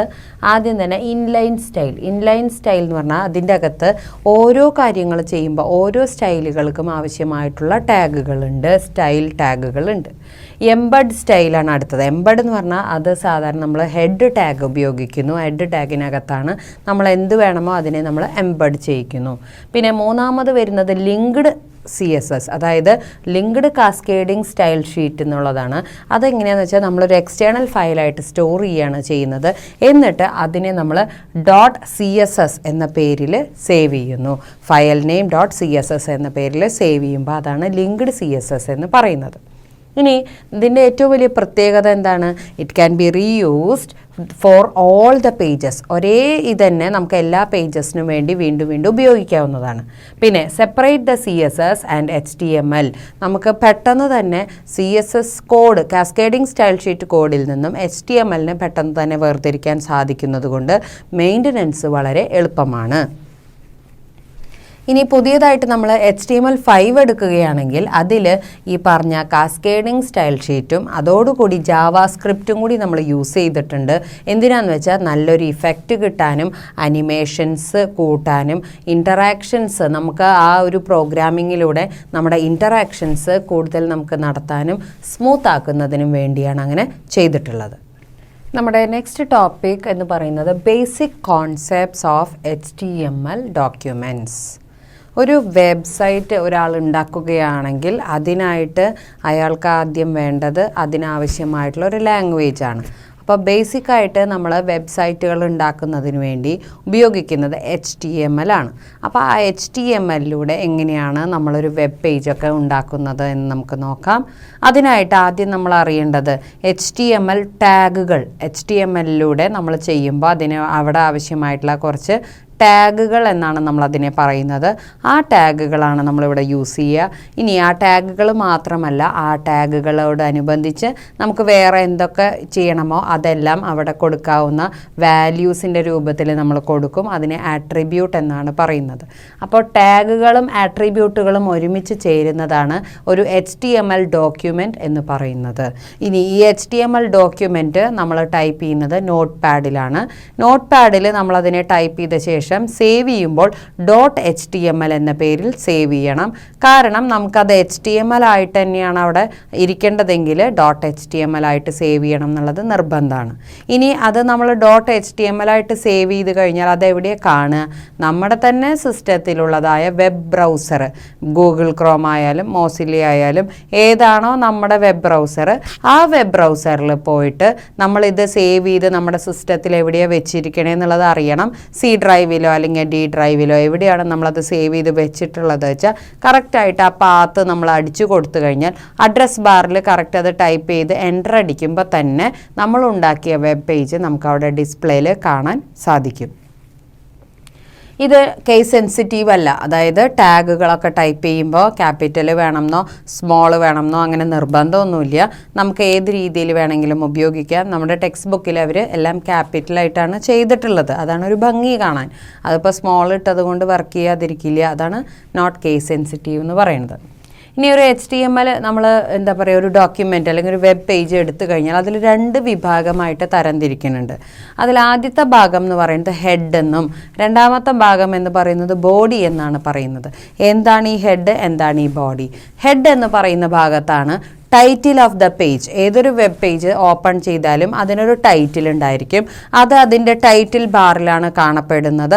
ആ ടൈറ്റിൽ ഓഫ് ദ പേജ് ഇരിക്കുന്നത് എവിടെയാണ്? ഹെഡിലാണ്. അത് കഴിഞ്ഞ് അതുപോലെ തന്നെ അതിന് മറ്റൊരു ഭാഗമുണ്ട്, ബോഡി എന്ന് പറയുന്നു. ആ ബോഡിയിൽ നമ്മൾ എന്താണ് എഴുതുന്നത്? Contents of the web page. ഒരു വെബ് പേജിൽ നമുക്ക് എന്തെല്ലാമാണോ എഴുതി ചേർക്കാനായിട്ടുള്ളത് അതെല്ലാം നമ്മൾ എഴുതി ചേർക്കുന്നത് അതിൻ്റെ ബോഡി ഭാഗത്താണ്. അപ്പോൾ ഒരു HTML പേജിൽ നമുക്ക് 2 ഭാഗമുണ്ട്. ഒന്ന് ഹെഡാണ്, ഒന്ന് ബോഡിയാണ്. ഹെഡിനകത്ത് ആ വെബ് പേജിൻ്റെ ടൈറ്റിലും ബോഡിയുടെ അകത്ത് അതിലെ കണ്ടൻസുമാണ് കൊടുക്കുന്നത്. ഇനി ഇവിടെ ഒരു ഉദാഹരണം നമുക്ക് നോക്കാം. ആദ്യം തന്നെ എപ്പോഴും നോട്ട് പാഡിലാണ് ഇത് ടൈപ്പ് ചെയ്യേണ്ടതെന്ന് മറക്കരുത്. ആ നോട്ട് പാഡ് എടുത്ത് ആദ്യം നമ്മൾ ടൈപ്പ് ചെയ്യുന്നത് HTML എന്നാണ്. ഈ HTML എന്തിനാണ് ടൈപ്പ് ചെയ്യുന്നത്? അപ്പോഴാണ് അത് HTML ഡോക്യുമെൻ്റായി മാറുന്നുള്ളൂ. അപ്പോൾ ഒരു HTML ഡോക്യുമെൻ്റ് സ്റ്റാർട്ട് ചെയ്യുന്നത് HTML ടാഗിലാണ്. അത് കഴിഞ്ഞ് അതിൻ്റെ അകത്ത് ഹെഡ് ടാഗ്, ഹെഡിനകത്താണ് ടൈറ്റിൽ. അപ്പോൾ ടൈറ്റിലിൽ നമുക്ക് ഇഷ്ടമുള്ളത് കൊടുക്കാം. ഇവിടെ ഞാൻ ഹലോ എന്നാണ് കൊടുത്തിരിക്കുന്നത്. നിങ്ങൾക്ക് ഇഷ്ടമുള്ള ടൈറ്റിൽ കൊടുക്കാം. അത് കഴിഞ്ഞാൽ ആ ടൈറ്റിൽ ടാഗ് അവിടെ അവസാനിക്കുകയാണ് ചെയ്യുന്നത്. അതിനാണ് \ടൈറ്റിൽ എന്ന് കൊടുക്കുന്നത്. അത് കഴിഞ്ഞാൽ ടൈറ്റിൽ അവിടെ നമുക്ക് അവസാനിച്ചു കഴിഞ്ഞു. ഇനി അത് കഴിഞ്ഞാൽ നമുക്ക് എന്ത് വേണം എന്ന് വെച്ചാൽ ഇവിടെ ഹെഡിനെ നമ്മൾ ക്ലോസ് ചെയ്തിട്ടില്ല. അപ്പോൾ ഇവിടെ നമുക്ക് ആ ഹെഡിനെയും ക്ലോസ് ചെയ്യേണ്ടത് ആവശ്യമാണ്. അപ്പോൾ ഒരു കാര്യം ചെയ്യാം, ടൈറ്റിൽ ഇവിടെ ക്ലോസ് ചെയ്തു. അത് കഴിഞ്ഞാൽ ഇവിടെ തന്നെ നമുക്ക് ഈ ഹെഡിനെയും കൂടി ക്ലോസ് ചെയ്യാം. കാരണം ഹെഡ് എന്ന ഭാഗം ടൈറ്റിലോട് കൂടി അവസാനിച്ചു. അത് കഴിഞ്ഞാൽ ബോഡി ഇവിടെ സ്റ്റാർട്ട് ചെയ്യുന്നു. ആ ബോഡിയുടെ അകത്ത് വെൽക്കം ഓൾ എന്ന് ഞാൻ ടൈപ്പ് ചെയ്തു. ഈ വെൽക്കം ഓൾ എന്ന് ഞാൻ ടൈപ്പ് ചെയ്തത് body content of the page ആണ്, അതിലാണ് കാണുക. അത് കഴിഞ്ഞാൽ ബോഡീനെ ഞാൻ ക്ലോസ് ചെയ്തു, HTMLും ഞാൻ ക്ലോസ് ചെയ്തു. അപ്പോൾ ശ്രദ്ധിക്കേണ്ട കാര്യം, HTML ക്ലോസ് ചെയ്യണം, ഹെഡ് ക്ലോസ് ചെയ്യണം, ബോഡി ക്ലോസ് ചെയ്യണം. ഇതെല്ലാം ഏതൊക്കെ ടാഗ് തുറന്നിട്ടുണ്ടോ അതെല്ലാം നമ്മളിവിടെ ക്ലോസ് ചെയ്തു. ഇതാണ് ഒരു ബേസിക് ആയിട്ടുള്ള വെബ് പേജ്. ഇതിൽ ഏറ്റവും പ്രധാനമായിട്ട് HTML tag, head tag, title tag, body tag, ഈ 4 ടാഗുകളാണ് യൂസ് ചെയ്തത്. ഈ 4 ടാഗുകളും അതുപോലെ തന്നെ ക്ലോസ് ചെയ്യണം. അടുത്തതായി നമ്മൾ പഠിക്കാൻ പോകുന്നത് ടാഗ്സ് ഇൻ HTML ഡോക്യുമെൻറ്റ്. എന്താണ് ഈ ടാഗ് എന്ന് പറയുന്നത്? എപ്പോഴും നമ്മളൊരു HTML വെബ് പേജ് ഉണ്ടാക്കുമ്പോൾ അതിൽ ഗ്രേറ്റർ ദാൻ, ലെസ് ദാൻ എന്ന ചിഹ്നങ്ങളുടെ ഉള്ളിലായിട്ട് കാണുന്ന സാധനങ്ങളെയാണ് ടാഗ് എന്ന് പറയുന്നത്. എപ്പോഴും അങ്ങനെയാണ്. അപ്പോൾ അതിനായിട്ട് നമ്മൾ ആ 2 ഗ്രേറ്റർ ദാൻ, ലെസ് ദാൻ ഉപയോഗിക്കുന്നു. അതിൻ്റെ അകത്ത് നമ്മൾ എഴുതുന്നു. ഇനി ഇതൊരിക്കലും കേസ് സെൻസിറ്റീവ് അല്ല എന്ന് പറഞ്ഞു. അതായത് നിങ്ങൾക്ക് HTML എന്നുള്ളത് ഇതിലേത് വിധത്തിൽ വേണമെങ്കിലും, ഒരു ലെറ്റർ ക്യാപിറ്റൽ, ഒരു ലെറ്റർ സ്മോൾ, അല്ലെങ്കിൽ എല്ലാ ലെറ്റർ ക്യാപിറ്റൽ, ഇടവിട്ട് ക്യാപിറ്റൽ എന്ന് വേണ്ട, എങ്ങനെ വേണമെങ്കിൽ അത് നമുക്ക് എഴുതാവുന്നതാണ്. ഇത് നമ്മളെല്ലാം എഴുതി കഴിഞ്ഞ് സേവ് ചെയ്ത് നോട്ട് പാഡിലൂടെ ടൈപ്പ് ചെയ്ത ശേഷം ബ്രൗസറിലൂടെയാണ് ഇത് കാണുന്നത്. അപ്പോൾ ടാഗുകൾ എത്ര തരമുണ്ട് അതാണ് അടുത്തതായിട്ട് നമ്മൾ പറയാൻ പോണേ. ടാഗുകൾ നമുക്ക് 2 തരമുണ്ട്. ഒന്ന് കണ്ടെയ്നർ ടാഗ് എന്ന് പറയുന്നു, ഒന്ന് എംപ്റ്റി ടാഗ് എന്ന് പറയുന്നു. എന്താണ് കണ്ടെയ്നർ ടാഗ് എന്ന് പറയുന്നത്? അതായത് HTML എഴുതുമ്പോൾ HTML എഴുതി കഴിഞ്ഞാൽ അവസാനം HTMLനെ ക്ലോസ് ചെയ്യണം എന്ന് നമ്മൾ പറഞ്ഞു. അതുപോലെ ഹെഡ് എഴുതി കഴിഞ്ഞാൽ, ടൈറ്റിൽ എഴുതി കഴിഞ്ഞാലൊക്കെ ആദ്യം ടൈറ്റിൽ ക്ലോസ് ചെയ്യണം, അത് കഴിഞ്ഞ് ഹെഡ് ക്ലോസ് ചെയ്യണം. അതുപോലെ ബോഡി എഴുതി കഴിഞ്ഞാൽ ബോഡി ക്ലോസ് ചെയ്യണം എന്നൊക്കെ നമ്മൾ പറഞ്ഞു. അപ്പോൾ അങ്ങനെ വരുമ്പോൾ അതിനെ നമ്മൾ പറയുന്ന പേരാണ് ഈ ടാഗ്സിൽ കണ്ടെയ്നർ ടാഗ്. ക്ലോസിംഗ് വരുന്ന ടാഗുകളെ കണ്ടെയ്നർ ടാഗുകൾ എന്നാണ് പറയുന്നത്. അതേസമയം എംപ്റ്റി ടാഗ് എന്ന് പറയുന്നുണ്ട്. എന്താണ് ഈ എംപ്റ്റി ടാഗ് എന്ന് പറയുന്നത്? എംപ്റ്റി ടാഗ് എന്ന് പറഞ്ഞാൽ ചില ടാഗുകൾക്കൊന്നും തന്നെ ക്ലോസിംഗ് ടാഗ് ആവശ്യമില്ല. അത് നമ്മളിനി കൂടുതലായി പ്രോഗ്രാം പഠിക്കുമ്പോൾ നമുക്ക് മനസ്സിലാവും. ചില ടാഗുകൾക്കൊന്നും നമ്മൾ ക്ലോസിംഗ് ടാഗ് ഉപയോഗിക്കുന്നില്ല. ക്ലോസിംഗ് ടാഗ് ഉപയോഗിക്കാത്ത തരം ടാഗുകളെ എംപ്റ്റി ടാഗുകൾ എന്നാണ് പറയുന്നത്. അപ്പോൾ 2ആയിട്ടാണ് ഇവരെ തരം തിരിച്ചിട്ടുള്ളത്. ഒന്ന് ക്ലോസിംഗ് ടാഗ് ഉള്ളത്, അതായത് കണ്ടെയ്നർ ടാഗ് എന്ന് പറയുന്നു. മറ്റൊന്ന് എംപ്റ്റി ടാഗ് എന്നാണ് പറയുന്നത്. കണ്ടെയ്നർ ടാഗ് എന്ന് പറയുമ്പോൾ അതിൽ നമ്മൾ ഉപയോഗിക്കുന്ന എല്ലാ ടാഗുകൾക്കും തന്നെ ക്ലോസിംഗ് ടാഗ് ഉണ്ട്. അതേസമയം നമുക്ക് ക്ലോസിംഗ് ടാഗ് ഇല്ലാത്തതിനെ നമ്മൾ എംപ്റ്റി ടാഗുകൾ എന്നാണ് പറയുന്നത്. അടുത്തതായിട്ട് പറയുന്നത് ആട്രിബ്യൂട്ട്സ്. എന്താണ് ഈ ആട്രിബ്യൂട്ട്സ് എന്ന് പറയുന്നത്? നമുക്ക് എത്രത്തോളം നമ്മുടെ വെബ് പേജിന് ആകർഷണം കൂട്ടണമോ അത്രത്തോളം നമുക്ക് ആകർഷണം കൂട്ടാനായിട്ടുള്ള ഒരുപാട് സാധനങ്ങൾ, അതായത് ഒരുപാട് വാല്യൂസും ഒരുപാട് പ്രൊവിഷൻസും നമുക്കിവിടെ ഉണ്ട്. അതിനെ നമ്മൾ ആട്രിബ്യൂട്ട് എന്ന പേരിലാണ് അറിയപ്പെടുന്നത്. അതായത് ഇപ്പോൾ ബാക്ക്ഗ്രൗണ്ട് കളറ് നമുക്ക് വരുത്താം, അതുപോലെ നമുക്ക് ബാക്ക്ഗ്രൗണ്ടിൽ വേറെ പിക്ചർ വേണമെങ്കിൽ വരുത്താം. ഇങ്ങനെ നമുക്ക് ഇഷ്ടമുള്ള എല്ലാ മോഡിഫിക്കേഷൻസും ഇവിടെ ചെയ്യാൻ പറ്റും. അപ്പോൾ അതിനെയാണ് നമ്മൾ ആട്രിബ്യൂട്ട്, അതായത് body BG colour equal yellow. ഈ BG കളർ എന്ന് പറയുന്നതാണ് ആട്രിബ്യൂട്ട്. അതിൽ യെല്ലോ എന്ന് പറയുന്നത് അതിൻ്റെ വാല്യൂ ആണ്. അപ്പോൾ ബോഡി എന്താണ്? നമ്മൾ ടൈപ്പ് ചെയ്യുന്ന കണ്ടൻറ്റ്, അതിൽ നമ്മൾ വെബ് പേജിലൂടെ കാണുന്ന കണ്ടൻറ്റാണ് ബോഡി. ആ കണ്ടൻറ്റിന് നിങ്ങൾക്ക് എന്ത് കളർ കൊടുക്കണം? ആ കളർ നിങ്ങൾ കൊടുക്കുമ്പോൾ ആ കളർ കൊടുക്കുന്നതിന് വാല്യൂ ഓഫ് ആട്രിബ്യൂട്ട് എന്ന് പറയുന്നു. അതേസമയം BG കളർ എന്ന് പറയുന്നതിന് നമ്മൾ ആട്രിബ്യൂട്ട് എന്നാണ് പറയുന്നത്. അപ്പോൾ ആട്രിബ്യൂട്ട് എന്താണ്? BG കളർ അല്ലെങ്കിൽ ബാക്ക്ഗ്രൗണ്ട് അങ്ങനെയുള്ള സാധനങ്ങൾ. അത് കഴിഞ്ഞ് അതിലേക്ക് ഈക്വൽ ടു ഇട്ടിട്ടൊരു വാല്യൂ കൊടുക്കുമ്പോൾ ആ വാല്യൂവിനെ പറയുന്ന പേരാണ് വാല്യൂ ഓഫ് ദ ആട്രിബ്യൂട്ട്. അപ്പോൾ നമുക്ക് ആട്രിബ്യൂട്ട് BG കളർ അതുപോലുള്ള സാധനങ്ങൾ കൊടുക്കുന്നതും അതിലേക്ക് കൊടുക്കുന്നത് യെല്ലോ, റെഡ് എന്താണോ നമ്മൾ ഇഷ്ടപ്പെടുന്നത് അത് കൊടുക്കുമ്പോൾ അതിനെ നമ്മൾ പറയുന്ന പേര് വാല്യൂ ഓഫ് ദ ആട്രിബ്യൂട്ട് എന്നാണ്. അടുത്തതായിട്ട് നമ്മുടെ ടോപ്പിക് HTML എലമെൻറ്റ്. എന്താണ് ഒരു എലമെൻറ്റ് എന്ന് പറഞ്ഞാൽ? അതായത് ഒരു ഓപ്പണിംഗ് ടാഗ്, അതോടുകൂടി നമ്മൾ എന്താണ് അവിടെ നമുക്ക് വേണ്ട കണ്ടൻറ്റ് ഡിസ്പ്ലേ ആവേണ്ടത് വെച്ചാൽ അതും, അത് കഴിഞ്ഞിട്ടൊരു ക്ലോസിംഗ് ടാഗും കൂടി കൊടുത്തു കഴിയുമ്പോൾ ഇതിനെ ഒരുമിച്ച് പറയുന്ന പേരാണ് എലമെൻറ്റ് എന്നുള്ളത്. ഇവിടെ ഒരു ഉദാഹരണത്തിന് നമ്മൾ ബോഡിയിൽ കൊടുത്തു RU സ്ലീപ്പി, എന്നിട്ട് നമ്മളവിടെ ബോഡീനെ ക്ലോസ് ചെയ്തു. അപ്പോൾ ഓപ്പണിങ്ങും ഉണ്ട് ക്ലോസിങ്ങും ഉണ്ട്, അതിൻ്റെ ഇടയിൽ കൊടുത്ത ആ കണ്ടൻറ്റ്, ഇതാണ് നമ്മളിവിടെ പറയുന്നത് HTML എലമെൻറ്റ്. അടുത്തായിട്ട് ബേസിക് സ്ട്രക്ചറിൽ നമ്മൾ നോക്കിക്കഴിയുമ്പോൾ നമുക്ക് 4 സെറ്റ് ഓഫ് ടാഗ്സ് നിർബന്ധമായിട്ടും വേണം. അതെന്തൊക്കെയാണെന്ന് നോക്കാം. HTML ആദ്യത്തെ ടാഗാണ്. HTML എന്തിനു വേണ്ടിയിട്ടാണ്? ഇതൊരു HTML ഫയലാണ് എന്ന് നമുക്ക് തിരിച്ചറിയാൻ. എപ്പോഴും HTML ടാഗ് HTML എന്ന ടാഗിലൂടെയാണ് സ്റ്റാർട്ട് ചെയ്യുന്നത് ഒരു HTML ഫയൽ. അത് കഴിഞ്ഞാൽ HTML എന്നുള്ളത് നമുക്ക് ക്ലോസ് ചെയ്യാനായിട്ടുള്ള ടാഗാണ് ഇത്. അതുപോലെ ഹെഡിങ് കൊടുക്കുമ്പോൾ ഹെഡ്, അത് ക്ലോസ് ചെയ്യാനായിട്ട് ഹെഡ്. അതേമാതിരി അതിനകത്ത് ടൈറ്റിൽ കൊടുക്കുന്നു, അപ്പോൾ ടൈറ്റിൽ ക്ലോസ് ചെയ്യാനായിട്ടുള്ളത്. പിന്നെ ബോഡി കൊടുക്കുമ്പോൾ ബോഡി ക്ലോസ് ചെയ്യാനായിട്ടുള്ളത് ഇത്. അപ്പോൾ നമുക്ക് ഇങ്ങനെ ഈ 4 ടാഗ്, കാരണം ആദ്യം HTML ആണ് സ്റ്റാർട്ട് ചെയ്യുന്നത്, അതിനകത്ത് നമ്മൾ ഹെഡ് ടാഗ് കൊടുക്കുന്നു, അതിനകത്ത് ടൈറ്റിൽ കൊടുക്കുന്നു, അത് കഴിഞ്ഞ് ടൈറ്റിൽ ക്ലോസ് ചെയ്യുന്നു, ഹെഡ് ക്ലോസ് ചെയ്യുന്നു, പിന്നെ ബോഡി തുടങ്ങുന്നു, ബോഡിയിൽ എന്തൊക്കെ ടൈപ്പ് ചെയ്യണോ അതൊക്കെ ടൈപ്പ് ചെയ്ത് കഴിഞ്ഞാൽ ബോഡി ക്ലോസ് ചെയ്ത് കഴിയുമ്പോഴാണ് HTMLനെ നമ്മൾ ക്ലോസ് ചെയ്യുന്നത്. അപ്പോൾ ഈ 4 HTML, ഹെഡ്, ബോഡി, അതേപോലെ ടൈറ്റിൽ, ഈ 4 എണ്ണമാണ് ബേസിക് ടാഗ്സ്, അതായത് ബേസിക് സ്ട്രക്ചറിലുള്ള 4 ടാഗുകൾ. അടുത്തതായിട്ട് ക്രിയേറ്റിംഗ് ആൻ HTML ഡോക്യുമെൻറ്റ്. എങ്ങനെയാണ് ഒരു HTML ഡോക്യുമെൻറ്റിനെ നമ്മൾ ക്രിയേറ്റ് ചെയ്യുന്നത്? ക്രിയേറ്റ് ചെയ്യുന്നതിന് എന്താ ചെയ്യേണ്ടത്? നമ്മൾ നോട്ട് പാഡ് എടുക്കണം. നോട്ട് പാഡോ ടെക്സ്റ്റ് പാഡോ അല്ലെങ്കിൽ ജീനിയുടെ എഡിറ്ററോ ഏതാണെങ്കിലും കുഴപ്പമില്ല, അതിൽ നമ്മൾ ടൈപ്പ് ചെയ്യുക. നമുക്ക് എന്തൊക്കെയാണോ ആ വെബ് പേജിൽ കൊടുക്കാനായിട്ടുള്ളത് അതെല്ലാം പ്ലാൻ ചെയ്ത് നമ്മൾ അതുപോലെ അതിനെ ഭംഗിയിൽ റെപ്രസെൻറ്റ് ചെയ്യണം. അപ്പോൾ അതിനനുസരിച്ച് HTML, ഹെഡ്, ടൈറ്റിൽ, ബോഡി ഇതെല്ലാം നമ്മൾ കൊടുത്ത ശേഷം ഇതിനെ നമ്മൾ സേവ് ചെയ്യണം. സേവ് ചെയ്യുന്ന സമയത്ത് .htm ആയിട്ടോ അല്ലെങ്കിൽ .html ആയിട്ടോ ആയിരിക്കണം എക്സ്റ്റൻഷൻ കൊടുത്തിട്ട് സേവ് ചെയ്യേണ്ടത്. അങ്ങനെ സേവ് ചെയ്ത് കഴിഞ്ഞാൽ ഇത് നമ്മുടെ കമ്പ്യൂട്ടറിൽ സേവ് ആയി. അപ്പോൾ എവിടെയാണ് സേവ് ചെയ്യണമെന്നും കൂടി നോക്കി വെക്കണം. C ഡ്രൈവിലാണോ D ഡ്രൈവിലാണോ അതും അല്ലെങ്കിൽ മൈ ഡോക്യുമെൻറ്റ്സിലാണോ എവിടെയാണ് സേവ് ചെയ്യണമെന്ന് നമുക്ക് കൃത്യമായിട്ട് അറിഞ്ഞിരിക്കണം. അതിനുശേഷം viewing the web page in A browser.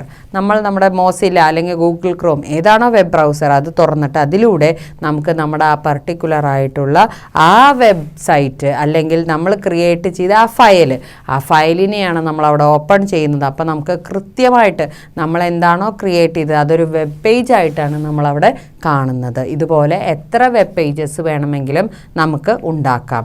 അപ്പോൾ നമ്മളിപ്പോൾ അത് ടാബിൽ വേണമെങ്കിൽ നമുക്ക് ചെയ്യാം, മൊബൈലിൽ വേണമെങ്കിൽ ചെയ്യാം, അല്ലെങ്കിൽ കമ്പ്യൂട്ടറിൽ വേണമെങ്കിൽ ചെയ്യാം. അതാത് സ്ക്രീനിൻ്റെ വലിപ്പം അനുസരിച്ച് നമ്മുടെ വെബ് പേജ് നമുക്ക് അതിലൂടെ വ്യൂ ചെയ്യാവുന്നതാണ്. ഇത് തന്നെയാണ് നമ്മൾ CSSലും കാസ്കേഡിംഗ് സ്റ്റൈൽ ഷീറ്റിൻ്റെ കാര്യത്തിലും പറയുന്നത്.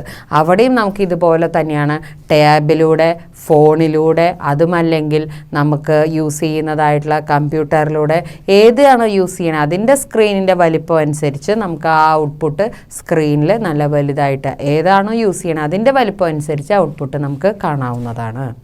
ചില എസെൻഷ്യൽ ആയിട്ടുള്ള HTML ടാഗ്സിനെയാണ് നമ്മൾ പരിചയപ്പെടുന്നത്.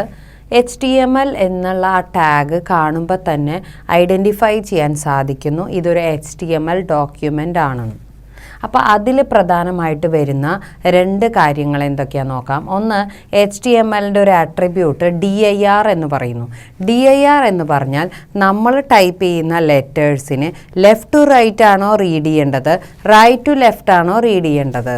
സാധാരണയായിട്ട് നമ്മൾ എഴുതുന്ന ലാംഗ്വേജസ് എല്ലാം ലെഫ്റ്റ് ടു റൈറ്റാണ് റീഡ് ചെയ്യുക, പക്ഷേ അറബിക്കൊക്കെ റൈറ്റ് ടു ലെഫ്റ്റ് ആണ് റീഡ് ചെയ്യുക.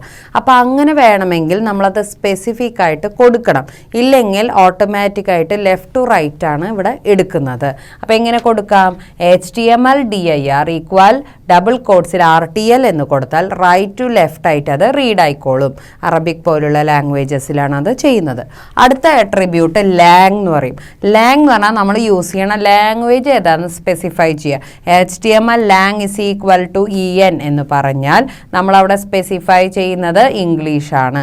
ഇതുപോലെ നമുക്ക് ഏത് ലാംഗ്വേജ് വേണമെങ്കിലും യൂസ് ചെയ്യാനായിട്ട് സാധിക്കും. ഇതുപോലെ ലെറ്റേഴ്സ് ഉണ്ട്, അത് നമ്മളവിടെ കൊടുത്തു കഴിഞ്ഞാൽ അതനുസരിച്ച് ആ ലാംഗ്വേജിലേക്ക് അത് ആ ലാംഗ്വേജ് ആവും പിന്നെ നമ്മൾ യൂസ് ചെയ്യുന്നത് HTML. അതുപോലെ ബേസിക് ആയിട്ട് നമ്മൾ പഠിക്കുന്ന ബാക്കിയുള്ള എലമെൻസിനെ നോക്കാം. അതായത് ബാക്കിയുള്ള ടാഗ്സ്. ഇപ്പോൾ ആദ്യം നമ്മൾ HTML ടാഗ് പറഞ്ഞു, അത് HTML ആണെന്ന് ഐഡൻറ്റിഫൈ ചെയ്യുന്നതിനാണ് യൂസ് ചെയ്യണത്. അടുത്തായിട്ട് ഹെഡ് ടാഗ്. ഹെഡ് എന്തിനാണ്? ഹെഡ് സെക്ഷനിലാണ് നമ്മൾ title of the web page എഴുതുന്നത്. Title of the web page എഴുതാൻ നമ്മൾ എന്താ ചെയ്യുക? ടൈറ്റിൽ എന്ന ടാഗാണ് യൂസ് ചെയ്യുന്നത്. ടൈറ്റിൽ എന്ന ടാഗ് യൂസ് ചെയ്തുകൊണ്ട് നമ്മൾ title of the web page ചെയ്യുന്നു. അത് കഴിഞ്ഞ് ആ ടൈറ്റിൽ നമ്മൾ ടൈപ്പ് ചെയ്ത് കഴിഞ്ഞു.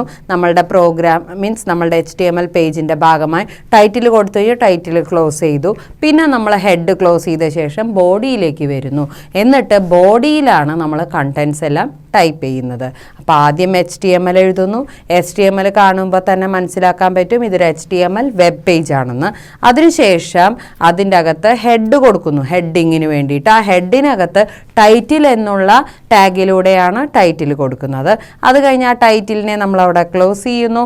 അത് കഴിയുന്നതോടുകൂടി ഹെഡ് ക്ലോസ് ആവുന്നു. ഹെഡിനെ നമ്മൾ ക്ലോസ് ചെയ്ത് കഴിഞ്ഞാലാണ് ബോഡി സ്റ്റാർട്ട് ആവുന്നത്. അതായത് ടൈറ്റിലിന് വേണ്ടി മാത്രമുള്ള സെക്ഷനാണ് ഹെഡ്. അപ്പോൾ ആ ഹെഡ് സെക്ഷൻ കഴിഞ്ഞ് ക്ലോസ് ചെയ്താൽ പിന്നെ നമുക്ക് ബോഡി സെക്ഷനിൽ ബോഡി കണ്ടൻസ് ടൈപ്പ് ചെയ്യാം. അപ്പോൾ നമ്മൾ എന്തൊക്കെ ബോഡിയിൽ കൊടുക്കുന്നു അതെല്ലാമാണ് പിന്നീട് ആ വെബ് പേജിലൂടെ ഡിസ്പ്ലേ ആവുന്നത്. അടുത്തതായി ബോഡി ബാക്ക്ഗ്രൗണ്ട്. നമ്മൾ ബോഡി എന്ന് പറയുമ്പോൾ കണ്ടൻസ്, അതിൽ ടൈപ്പ് ചെയ്യുന്ന കണ്ടൻസ് ആണ് ഉദ്ദേശിക്കുന്നത്.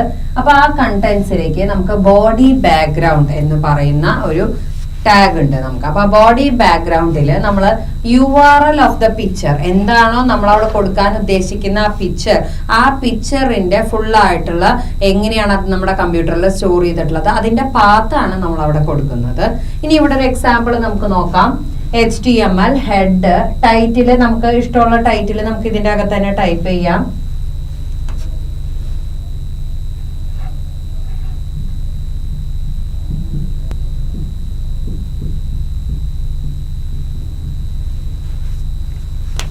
ഞാൻ ടൈറ്റിൽ 1 കൊടുത്തു. അപ്പൊ അത് ടൈറ്റിൽ ബാറിൽ 1 കാണിക്കും. അത് കഴിഞ്ഞ് ബോഡി ബാക്ക്ഗ്രൗണ്ട് ഈക്വൽ sky.jpg. ഇതാണ് ഞാൻ ഇവിടെ സ്റ്റോർ ചെയ്ത് വെച്ചിട്ടുള്ള എൻ്റെ ഇമേജ് ഫയൽ. അതായത് ബാക്ക്ഗ്രൗണ്ടിൽ എനിക്ക് എന്ത് ഇമേജ് ആണ് വരേണ്ടത് ആ ഇമേജിന് ഞാൻ സേവ് ചെയ്ത് വെച്ചിട്ടുള്ളത് sky.jpg എന്ന പേരിലാണ്. അത് കഴിഞ്ഞ് ഇവിടെ നമുക്ക് ഹലോ വെൽക്കം. അപ്പൊ ആ ഹലോ വെൽക്കം എന്നുള്ളതാണ് എൻ്റെ കണ്ടന്റ് വെബ് പേജിന്റെ. അപ്പൊ എനിക്ക് ആ വെബ് പേജിലെ കണ്ടന്റും അവിടെ ടൈപ്പ് ചെയ്തു വരും. അത് കഴിഞ്ഞ് ബോഡി ക്ലോസ് ചെയ്തു, HTML ക്ലോസ് ചെയ്തു.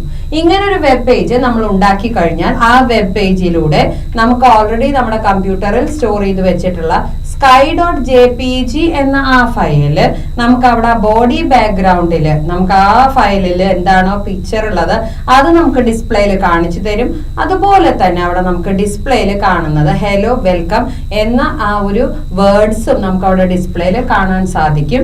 അത് കഴിഞ്ഞ് നമ്മൾ നമ്മുടെ ബോഡി ക്ലോസ് ചെയ്യണം, HTML ക്ലോസ് ചെയ്യുന്നു. അപ്പൊ ആദ്യം HTML ഓപ്പൺ ചെയ്തു, ഹെഡിനകത്ത് ടൈറ്റിൽ കൊടുത്തു, ടൈറ്റിൽ ക്ലോസ് ചെയ്തു, ഹെഡ് ക്ലോസ് ചെയ്തു. അത് കഴിഞ്ഞ് ബോഡിയിലാണ് നമ്മൾ ബോഡി ബാക്ക്ഗ്രൗണ്ട് കൊടുക്കുന്നത്. അതിനുശേഷം ബോഡിയിൽ എന്ത് കണ്ടന്റ്സ് വേണം അതെല്ലാം ടൈപ്പ് ചെയ്തു, ബോഡി ക്ലോസ് ചെയ്തു, HTML ക്ലോസ് ചെയ്തു.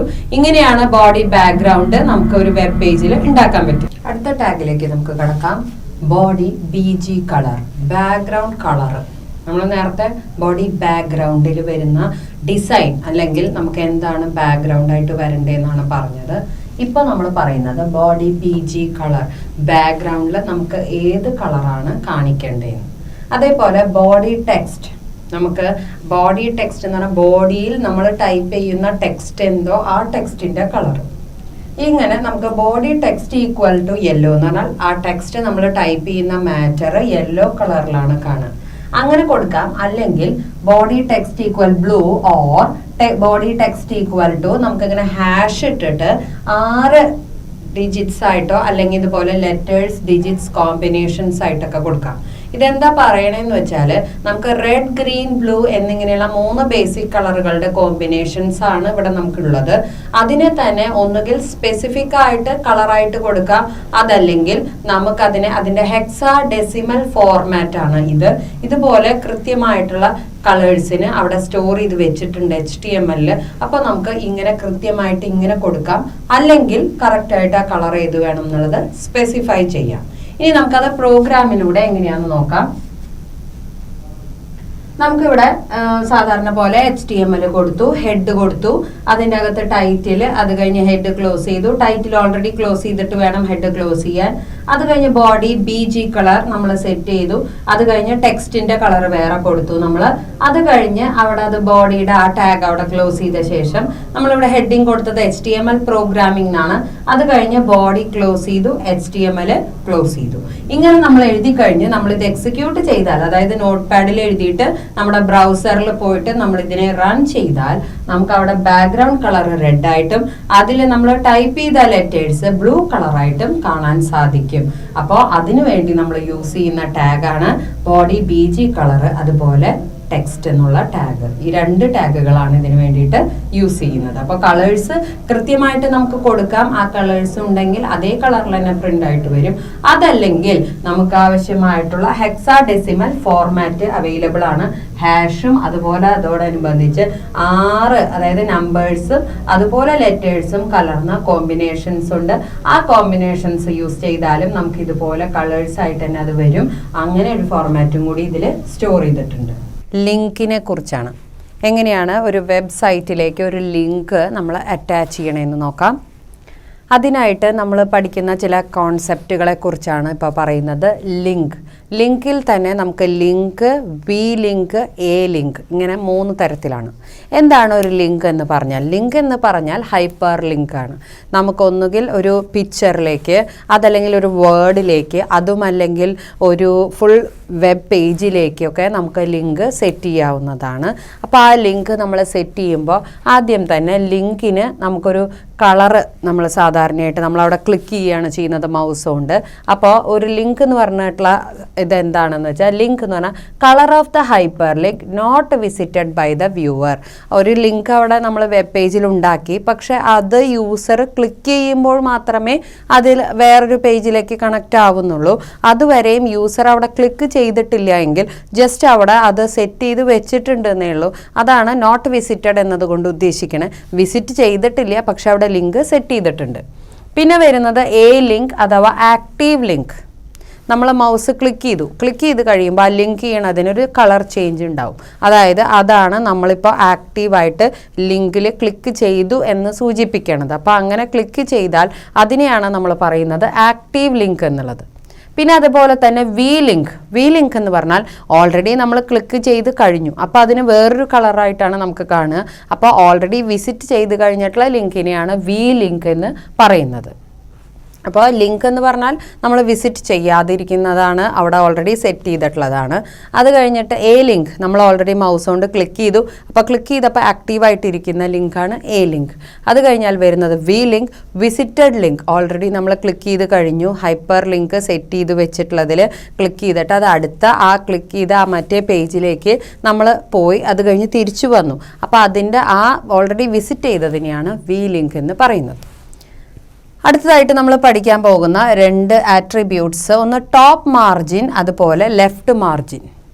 ഇവിടെ മാർജിൻ്റെ പ്രാധാന്യം എന്താണ്? നമ്മളൊരു സ്ക്രീനിലാണ് ഒരു വെബ് പേജ് കാണുന്നത്.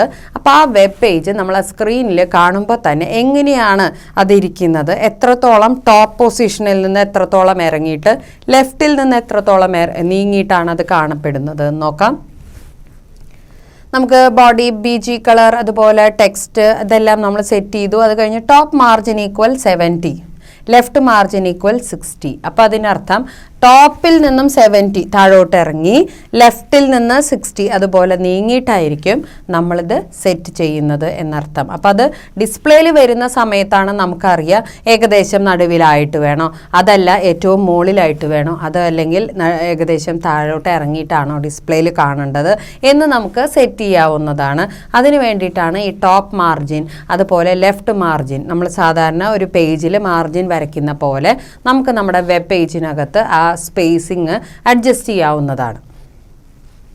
അത് കഴിഞ്ഞ് നമ്മളിവിടെ എന്താണോ കണ്ടന്റ് ടൈപ്പ് ചെയ്ത് കൊടുത്തു കഴിഞ്ഞാൽ അത് കഴിഞ്ഞ് ബോഡി ക്ലോസ് ചെയ്തു, HTML ക്ലോസ് ചെയ്തു. അടുത്തതായിട്ട് ബോഡി ബാക്ക്ഗ്രൗണ്ട്.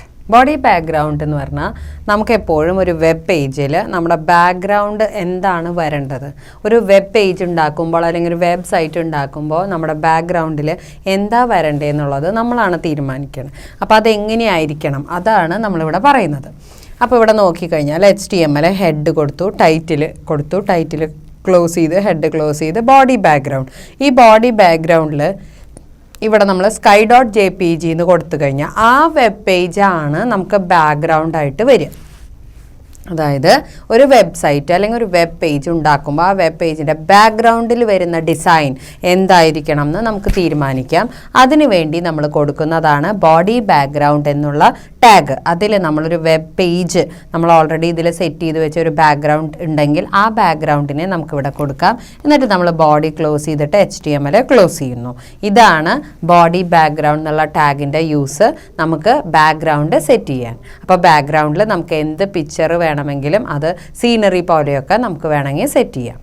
അടുത്തതായി നമ്മൾ പറയുന്ന ടാഗ് എന്ന് പറയുന്നത് ബോഡി BG കളർ. നമുക്ക് ബാക്ക്ഗ്രൗണ്ടിൽ ഡിസൈനോ സീനറികളോ ഒന്നും വേണ്ട, പകരം ഒരു കളർ വന്നാൽ മതിയെങ്കിൽ അതിനായി നമ്മൾ ചെയ്യുന്നതാണ് BG കളർ.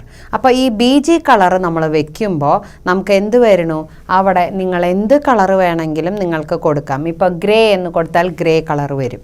അത് കഴിഞ്ഞ് അതുപോലെ body text equal to yellow എന്ന് പറഞ്ഞാൽ ആ ടെക്സ്റ്റ് എന്ന് പറയുന്നത് നമ്മൾ ടൈപ്പ് ചെയ്യുന്ന മാറ്ററാണ്. ആ മാറ്ററിന് ആവശ്യമായിട്ടുള്ള കളർ നമുക്ക് സെറ്റ് ചെയ്യാം. അപ്പോൾ നമുക്ക് ഒന്നുകിൽ ടെക്സ്റ്റിൻ്റെ കളർ നമുക്ക് ഇങ്ങനെ കൊടുക്കാം, അതല്ലെങ്കിൽ നമുക്ക് വേണമെങ്കിൽ ഹെക്സാഡെസിമൽ ഫോർമാറ്റ് ഉണ്ട് ഇവിടെ. അതായത് 6 ലെറ്റേഴ്സ് അല്ലെങ്കിൽ ഡിജിറ്റ്സ് കോമ്പിനേഷൻസ് ആയിട്ടുള്ള ഒരു ഫോർമാറ്റാണത്. അത് എൻ്റർ ചെയ്താലും ഓട്ടോമാറ്റിക്കായിട്ട് ഇവിടെ ഒരുപാട് കളർ കോമ്പിനേഷൻസ് സ്റ്റോർ ചെയ്ത് വെച്ചിട്ടുള്ളത് കൊണ്ട് ആ കളേഴ്സ് നമുക്കിവിടെ ഉപയോഗിക്കാവുന്നതാണ്. ഇനി നമുക്കപ്പോൾ ബോഡി ടെക്സ്റ്റ് ഒന്നുകിൽ കളറായിട്ട് എഴുതാം, അല്ലെങ്കിൽ നമുക്ക് ഈ ഫോർമാറ്റ് കൊടുത്താലും കുഴപ്പമില്ല. ഇനി നമുക്ക് ഇതെങ്ങനെയാണ് ഒരു പ്രോഗ്രാമിലൂടെ കൊടുക്കണേ. ഹെഡ് HTML കൊടുത്തു, ഹെഡ് കൊടുത്തു, ടൈറ്റിൽ. അപ്പോൾ ടൈറ്റിൽ നമ്മൾ എന്താണ്, title of the web page ആണ്. ഹെഡ് ക്ലോസ് ചെയ്ത് കഴിഞ്ഞാൽ body BG colour equal to red. ഞാൻ ബാക്ക്ഗ്രൗണ്ട് കളർ എനിക്ക് റെഡ് മതി. അത് കഴിഞ്ഞ് ടെക്സ്റ്റ് ഈക്വൽ ടു വൈറ്റ്. ഞാൻ ടൈപ്പ് ചെയ്യുന്ന ലെറ്റേഴ്സ് എനിക്ക് വൈറ്റ് കളറിൽ കണ്ടാൽ മതി. അപ്പോൾ ഞാൻ എന്നിട്ട് ബോഡിയിൽ വെൽക്കം എന്ന് കൊടുത്തു. അപ്പോൾ എനിക്ക് ഈ വെൽക്കം എന്നുള്ളത് വൈറ്റ് കളേർഡ് ലെറ്റേഴ്സ് ആയിട്ടാണ് കാണാൻ സാധിക്കുക. അത് കഴിഞ്ഞ് ബാക്ക്ഗ്രൗണ്ടിൽ എനിക്ക് റെഡ് കളർ വരും ചെയ്യും. പിന്നെ ബോഡി ഞാൻ ക്ലോസ് ചെയ്തു, HTML ഞാൻ ക്ലോസ് ചെയ്തു. അപ്പോൾ എനിക്ക് എൻ്റേതായ രീതിയിൽ ആ വെബ് പേജിൽ ഒന്നുകിൽ ബാക്ക്ഗ്രൗണ്ടിൽ നമ്മൾ ഏതെങ്കിലും പിക്ചേഴ്സ് വെച്ച് കഴിഞ്ഞാൽ അതായിരിക്കും വരിക, അല്ലെങ്കിൽ നമുക്ക് ബാക്ക്ഗ്രൗണ്ടിൽ നമുക്കിപ്പോൾ എന്ത് കളറാണ് വേണ്ടത് വെച്ചാൽ അത് വെക്കാം. അത് കഴിഞ്ഞ് നമ്മൾ ടൈപ്പ് ചെയ്യുന്ന ലെറ്റേഴ്സിന് വേറെ കളർ വേണമെങ്കിലും നമുക്ക് ഫിക്സ് ചെയ്യാം. അടുത്തതായി ചില കോമൺ ടാഗുകളെ നമുക്കൊന്ന് പരിചയപ്പെടാം. അതിൽ ആദ്യം നമ്മൾ പറയുന്ന ടാഗ് എന്ന് പറയുന്നത് ഹെഡിങ്. ഒരു വെബ് പേജിനകത്ത് നമുക്ക് ഹെഡിങ് കൊടുക്കാനായിട്ട് ഇവിടെ 6 തരത്തിൽ 6 വലിപ്പത്തിൽ നമുക്ക് ആ ഹെഡിങ് കൊടുക്കാൻ സാധിക്കും. അതിനായിട്ട് നമ്മുടെ കയ്യിൽ H1, H2, H3, H4, H5, H6 എന്നിങ്ങനെ ടാഗുകളുണ്ട്. അതുപോലെ തന്നെ നമുക്ക് ആ ഹെഡിങ് സെൻറ്ററിൽ വേണോ, ലെഫ്റ്റ് സൈഡിൽ വേണോ, റൈറ്റ് സൈഡിൽ വേണോ എന്നൊക്കെ നമുക്ക് തീരുമാനിക്കാം. അപ്പോൾ നമ്മുടെ ഇഷ്ടത്തിനനുസരിച്ചിട്ട് നമുക്കതിനെ സെറ്റ് ചെയ്യാനും സാധിക്കും. എങ്ങനെയാണെന്ന് നോക്കാം. ആദ്യം തന്നെ HTML, അത് കഴിഞ്ഞ് ഹെഡിനകത്ത് നമ്മൾ ടൈറ്റിൽ കൊടുത്തു, ഹെഡ് ക്ലോസ് ചെയ്തു. അത് കഴിഞ്ഞ് ബോഡി BG കളർ, നമുക്ക് ഇഷ്ടമുള്ള ഒരു കളർ നമുക്ക് അവിടെ ഫിക്സ് ചെയ്യാം. അതുപോലെ തന്നെ H1 അലൈൻമെൻറ്റ് നമുക്ക് ലെഫ്റ്റ്. ഇവിടെ ഈ ലെഫ്റ്റ് എന്ന് കൊടുക്കുന്നതിൻ്റെ കാരണം എന്താ വെച്ചാൽ ഹെഡിങ് ആദ്യം ഞാൻ കൊടുക്കുന്നത് ഏറ്റവും വലുത് H1 ആണ്. അപ്പോൾ അത് ഞാൻ കൊടുക്കുമ്പോൾ ലെഫ്റ്റ് സൈഡിലായിട്ട് എനിക്ക് ആ ഹെഡിങ് ഡിസ്പ്ലേ ആവും. ഇനി അതുപോലെ തന്നെ ഹെഡിങ് 1 എന്നാണ് ഞാൻ കൊടുക്കുന്ന ഹെഡിങ്. അപ്പോൾ അതാണ് വലുതായിട്ട് കാണുക. ഇനി H2 അലൈൻമെൻറ്റ് നമുക്ക് വേണമെങ്കിൽ നമുക്ക് 3 തരത്തിലുള്ള അലൈൻമെൻറ്റ്സ് അവൈലബിൾ ആണ്. ലെഫ്റ്റ്, അതേപോലെ റൈറ്റ്, സെൻറ്റർ. നമുക്ക് വേണമെങ്കിൽ ഇവിടെ റൈറ്റ് എന്ന് കൊടുക്കാം. അപ്പോൾ ഇവിടെ നമ്മൾ എഴുതുന്നു അതുപോലെ ഇവിടെ താഴെ നമുക്ക് വേണമെങ്കിൽ സെൻറ്റർ എന്നും കൊടുക്കാം.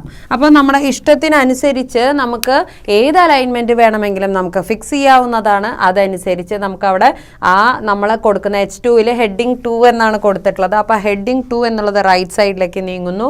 അതുപോലെ H3 align equal centre heading 3. അപ്പോൾ ഹെഡിങ് 3 എന്നുള്ളത് നടുവിലായിട്ടാണ് കാണുക.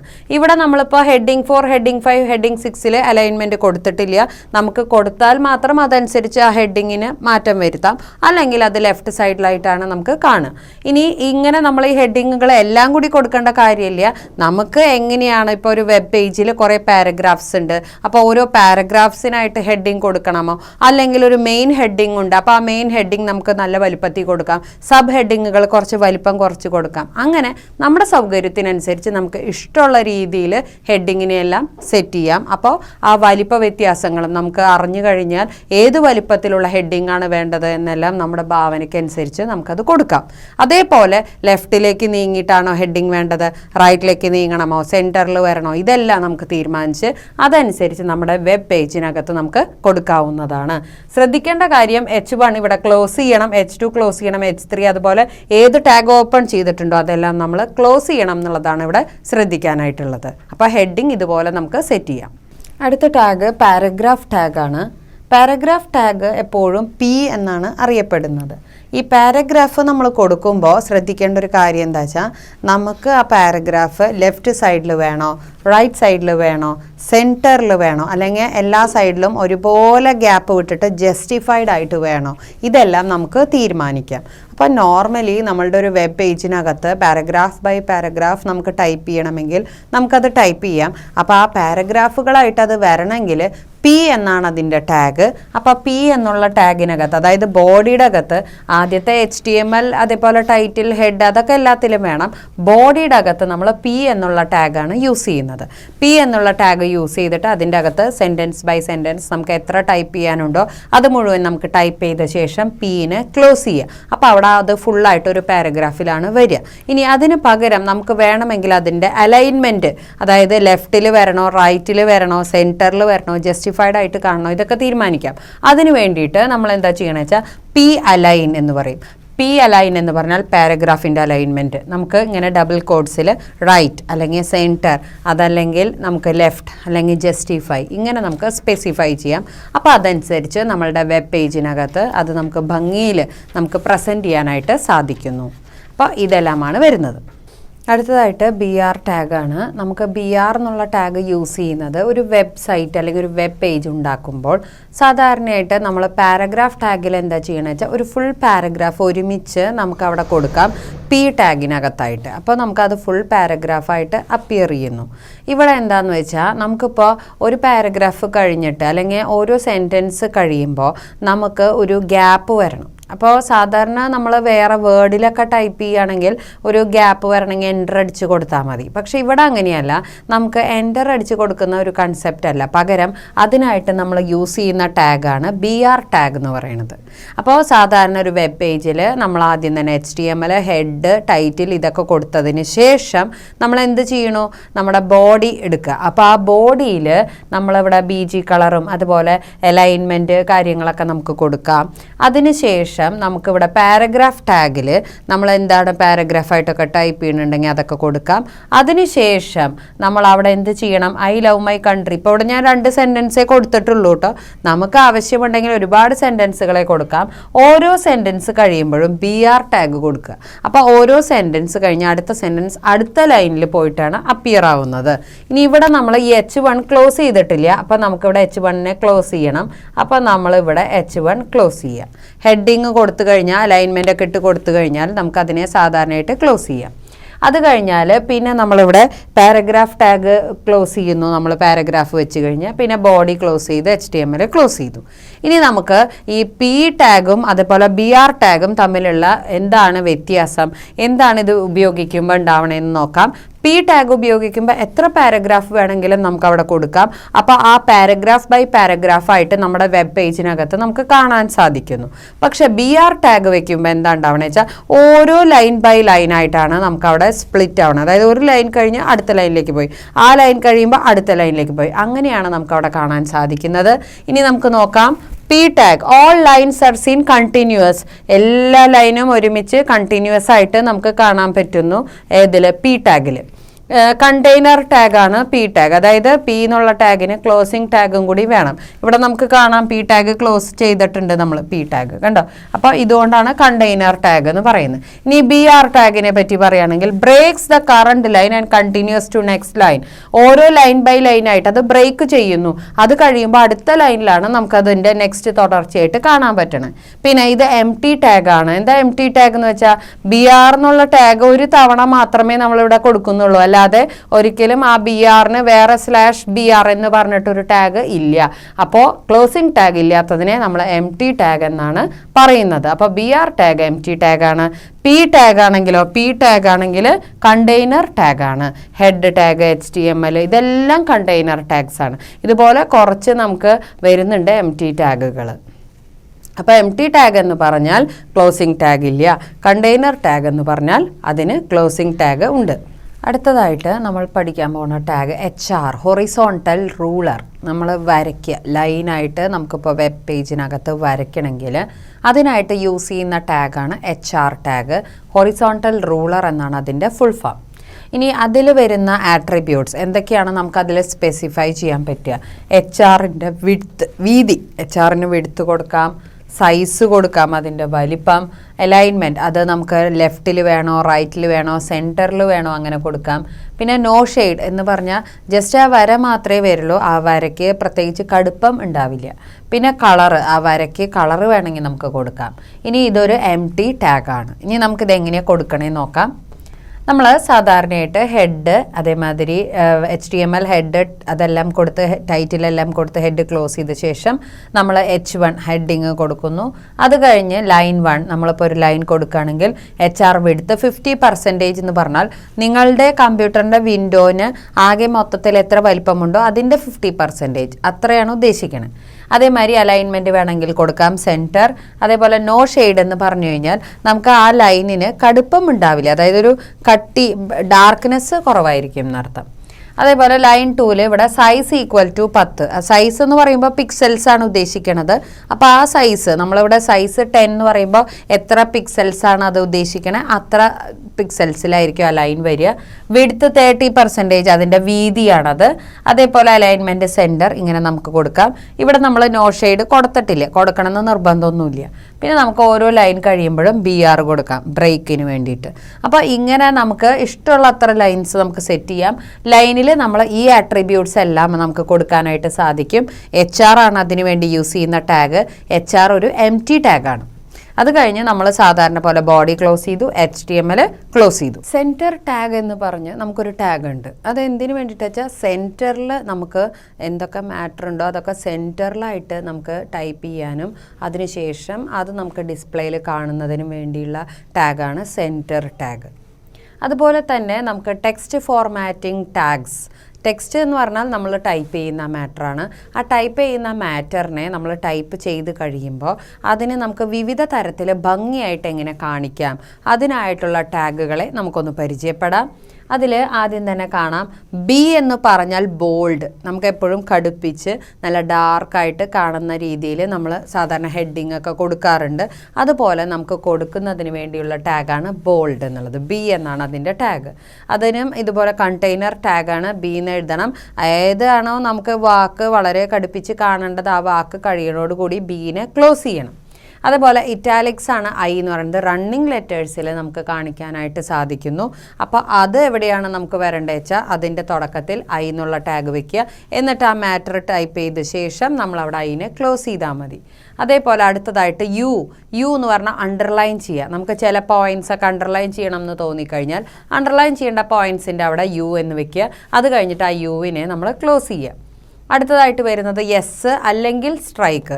ഇത് രണ്ടും സെയിം പർപ്പസാണ്. ചിലത് നമുക്കിങ്ങനെ അത് എഴുതി കഴിയുമ്പോൾ അതിങ്ങനെ വെട്ട് ഒരു സ്ട്രൈക്ക് അതും ഒരു വെട്ടുള്ള പോലെ നമുക്ക് അങ്ങനെയാണ് അത് പ്രിൻറ്റ് ചെയ്യിക്കേണ്ടതെങ്കിൽ അതിനായിട്ട് നമ്മൾ യൂസ് ചെയ്യുന്ന ടാഗാണ് സ്ട്രൈക്ക് എന്നുള്ള ടാഗ് അല്ലെങ്കിൽ എസ് എന്നുള്ള ടാഗ്. പിന്നെ നമുക്ക് ബിഗ്, സ്മോള്, സ്ട്രോങ്. ബിഗ് എന്ന് പറഞ്ഞാൽ ലെറ്റേഴ്സ് കുറച്ചും കൂടി വലുതായി കാണിക്കുന്നു, സ്മോൾ എന്ന് പറഞ്ഞാൽ ലെറ്റേഴ്സിനെ ചെറുതായി കാണിക്കുന്നു. അതിനുശേഷം സ്ട്രോങ് എന്ന് പറഞ്ഞ ഒരു സംഭവമുണ്ട്. അതായത് ബോൾഡ് തന്നെയാണ് ഈ സ്ട്രോങ് എന്ന് പറയുന്നത്, കുറച്ച് കടുപ്പിച്ച് നമുക്കതിനെ കാണിച്ചു തരുന്നു. ഇനി നമുക്ക് ഇതൊരു വെബ് പേജിലൂടെ എങ്ങനെയാണെന്ന് നോക്കിക്കാണാം. വെബ് പേജിലൂടെ നോക്കുമ്പോൾ ആദ്യം തന്നെ എല്ലാ വെബ് പേജും ഇതെല്ലാം ഞാൻ എക്സാമ്പിൾസ് ആണ് കാണിക്കുന്നത്. അപ്പോൾ ശ്രദ്ധിക്കേണ്ട ഒരു കാര്യം എന്താ വെച്ചാൽ എല്ലാ വെബ് പേജിലും എപ്പോഴും നമ്മൾ ഓർക്കണം HTML, ഹെഡ്, ടൈറ്റിൽ, ബോഡി ഇതെല്ലാത്തിലും നിർബന്ധമായിട്ടും ഉണ്ടാകും. അപ്പോൾ ചിലപ്പോൾ ഈ എക്സാമ്പിളുകളിൽ ബോഡി എവിടെയെങ്കിലും വിട്ടുപോയതായിട്ട് തോന്നുകയാണെങ്കിൽ ബോഡി ഇല്ലെന്ന് വിചാരിക്കരുത്. അത് നമ്മൾ ഓരോ പോർഷനായിട്ടാണ് എക്സ്പ്ലെയിൻ ചെയ്യുന്നത്. അതുകൊണ്ടാണ് ആ പോർഷന് പ്രാധാന്യം കൊടുത്ത് പറയുന്നത് കൊണ്ടാണ് അങ്ങനെ വരുന്നത്. പക്ഷെ എപ്പോഴും നമ്മുടെ മനസ്സിലുണ്ടാവേണ്ട കാര്യമാണ് നമ്മൾ ഏതൊരു വെബ് പേജ് എടുത്താലും അതിൽ 2 സെക്ഷൻ ഉണ്ടാകും. ഹെഡ് അതുപോലെ തന്നെ ബോഡി. ഹെഡിലാണ് ടൈറ്റിൽ കൊടുക്കുക, title of the web page. ബോഡിയിലാണ് നമ്മൾ ടൈപ്പ് ചെയ്യുന്ന എല്ലാ കണ്ടൻസും കാണുന്നത്. ഒരിക്കലും അത് മറക്കരുത്. ഇനി അതിലൊരു സംശയമേ പാടില്ല. ഇനി ഇതിൽ നമ്മൾ ഹെഡ് ക്ലോസ് ചെയ്ത് കഴിഞ്ഞ് ബോഡിയിലേക്ക് എത്തി. ബോഡിയുടെ അകത്ത് പി എന്നുള്ള പാരഗ്രാഫ് ടാഗ് നമ്മൾ ഓർക്കണം എപ്പോഴും. അപ്പോൾ ആ പി എന്നുള്ള ടാഗ് കൊടുത്തു. അത് കഴിഞ്ഞ് സെൻറ്റർ എന്ന് പറഞ്ഞാൽ നമുക്ക് ഈ നമ്മൾ ടൈപ്പ് ചെയ്യുന്നതൊക്കെ സെൻറ്ററിലായിട്ട് ആ പേജിൽ നമ്മളെവിടെ ടൈപ്പ് ചെയ്യുന്നു അത് സെൻറ്ററിലായിട്ട് നമുക്ക് വരാൻ വേണ്ടിയിട്ടാണ്. അതായത് സെൻറ്റർ എന്ന് പറയുമ്പോൾ നമ്മുടെ 2 സൈഡിലെ മാർജിൻ വിട്ടിട്ട് നടുവിലായിട്ട് കാണാൻ. അത് കഴിഞ്ഞ് ബി എന്ന് പറഞ്ഞാൽ ബോൾഡാണ്, നമ്മൾ കടുപ്പിച്ച് കാണാൻ ഡാർക്കായിട്ട്. ഗാന്ധിജി. അത് കഴിഞ്ഞ് ബി ക്ലോസ് ചെയ്തു, അപ്പോൾ ബോൾഡ് കഴിഞ്ഞു. അത് കഴിഞ്ഞ് ഈസ്. പിന്നെ ഇവിടെ ഐ എന്ന് പറഞ്ഞാൽ ഇറ്റാലിക് കൊടുത്തു. ദ ഫാദർ, അപ്പോൾ ഇറ്റാലിക് ക്ലോസ് ചെയ്തു, അപ്പോൾ ദ ഫാദർ എന്നുള്ളത് ഇറ്റാലിക്സിൽ വരും. അത് കഴിഞ്ഞ് യു അണ്ടർലൈൻ ആണ്, അപ്പോൾ ഓഫ് അവർ നേഷൻ എന്നുള്ളത് അണ്ടർലൈൻ ആയിട്ട് വരും. അത് കഴിഞ്ഞ് യു ക്ലോസ് ചെയ്തു, സെൻറ്ററും ക്ലോസ് ചെയ്തു. അപ്പോൾ ഇത്രയും ഭാഗം എനിക്ക് സെൻറ്ററിൽ വരണം. കുറച്ച് ഭാഗം ബോൾഡ്, കുറച്ച് ഭാഗം ഇറ്റാലിക്, കുറച്ച് ഭാഗം അണ്ടർലൈൻ ആയിട്ട് കാണണം. അത് കഴിഞ്ഞിട്ട് നോക്കൂ, പാരഗ്രാഫിനെ ഞാൻ ക്ലോസ് ചെയ്തു. പിന്നെ ഞാൻ BR ഇട്ടു. അതായത് ഇനി നെക്സ്റ്റ് ലൈനിലാണ് അടുത്തതായിട്ട് ഞാൻ എന്തെങ്കിലും ടൈപ്പ് ചെയ്യുകയാണെങ്കിൽ അത് അടുത്ത ലൈനിലേ വരാൻ പാടുള്ളൂ. അതിനാണ് BR. ഇനി താഴെ സ്മോൾ, ഹലോ, സ്മോൾ. അപ്പോൾ എന്താ ഉണ്ടാവുക? സ്മോൾ ചെറിയ അക്ഷരം ആയിരിക്കണം. അതായത് നോർമലി ഉള്ള സൈസിനൊക്കെ ഇത്തിരി ചെറുതായിട്ട് ഹലോ എന്ന് ഞാൻ പ്രിൻ്റ് ചെയ്യുന്നു. അത് കഴിയുമ്പോൾ സ്മോൾ എന്നുള്ള ടാഗ് ക്ലോസ് ചെയ്തു. പിന്നെ ബിഗിൽ കുറച്ച് വലുതായിട്ട് വലുപ്പത്തിൽ കാണിക്കണം ഹാപ്പി എന്നുള്ളത്. അത് കഴിയുമ്പോൾ ആ ബിഗിനെ ഞാൻ ക്ലോസ് ചെയ്തു. അടുത്തതായിട്ട് സ്ട്രോങ്, ബോൾഡായിട്ട് നമുക്ക് കാണുന്നതാണ് സ്ട്രോങ്. ബോൾഡിനുള്ള മറ്റൊരു ടാഗാണ് സ്ട്രോങ് എന്ന് പറയുന്നത്. ഏത് ടാഗ് യൂസ് ചെയ്താലും കുഴപ്പമില്ല. ഞാൻ അതിൽ ലേൺ എന്നാണ് കൊടുത്തത്. അത് കഴിഞ്ഞ് ഞാൻ ആ സ്ട്രോങ്ങിനെ ക്ലോസ് ചെയ്തു. അപ്പോൾ ആ ഇഫക്റ്റ് അവിടെ തീർന്നു. അത് കഴിഞ്ഞ് ബോഡി ക്ലോസ് ചെയ്തു, HTML ക്ലോസ് ചെയ്ത്. അപ്പോൾ ഇതുപോലെ ബോഡിയുടെ അകത്ത് നമുക്ക് എന്തൊക്കെ ടാഗ്സ് ഉൾപ്പെടുത്തണമോ അതെല്ലാം നമുക്ക് ഉൾപ്പെടുത്താം. അടുത്തതായി മറ്റു ചില ടെക്സ്റ്റ് ഫോർമാറ്റിംഗ് ടാഗ്സിനെ നമുക്ക് പരിചയപ്പെടാം. EM എന്ന് പറഞ്ഞൊരു ടാഗ് ഉണ്ട്. എംഫസിസ് എന്നാണ് ആ ടാഗിൻ്റെ പേര്. അതായത് ഇറ്റാലിക്സ് യൂസ് ചെയ്യുമ്പോൾ ഉണ്ടാകുന്ന ഇഫക്റ്റ് എന്താണോ അത് തന്നെയാണ് നമുക്ക് EM ടാഗിലൂടെ ഉണ്ടാകുന്നത്. അതേപോലെ പിന്നെ വരുന്നതാണ് സബ്സ്ക്രിപ്റ്റ് എന്ന് പറഞ്ഞാൽ നമ്മളിപ്പോൾ H2O എന്നൊക്കെ എഴുതുമ്പോൾ 2 കുറച്ച് അടിയിലേക്കായിട്ടാണ് എഴുതുന്നത്. അങ്ങനെ നമുക്ക് എഴുതാൻ വേണ്ടിയിട്ടുള്ളതാണ് സബ്സ്ക്രിപ്റ്റ് എന്ന് പറയുന്നത്.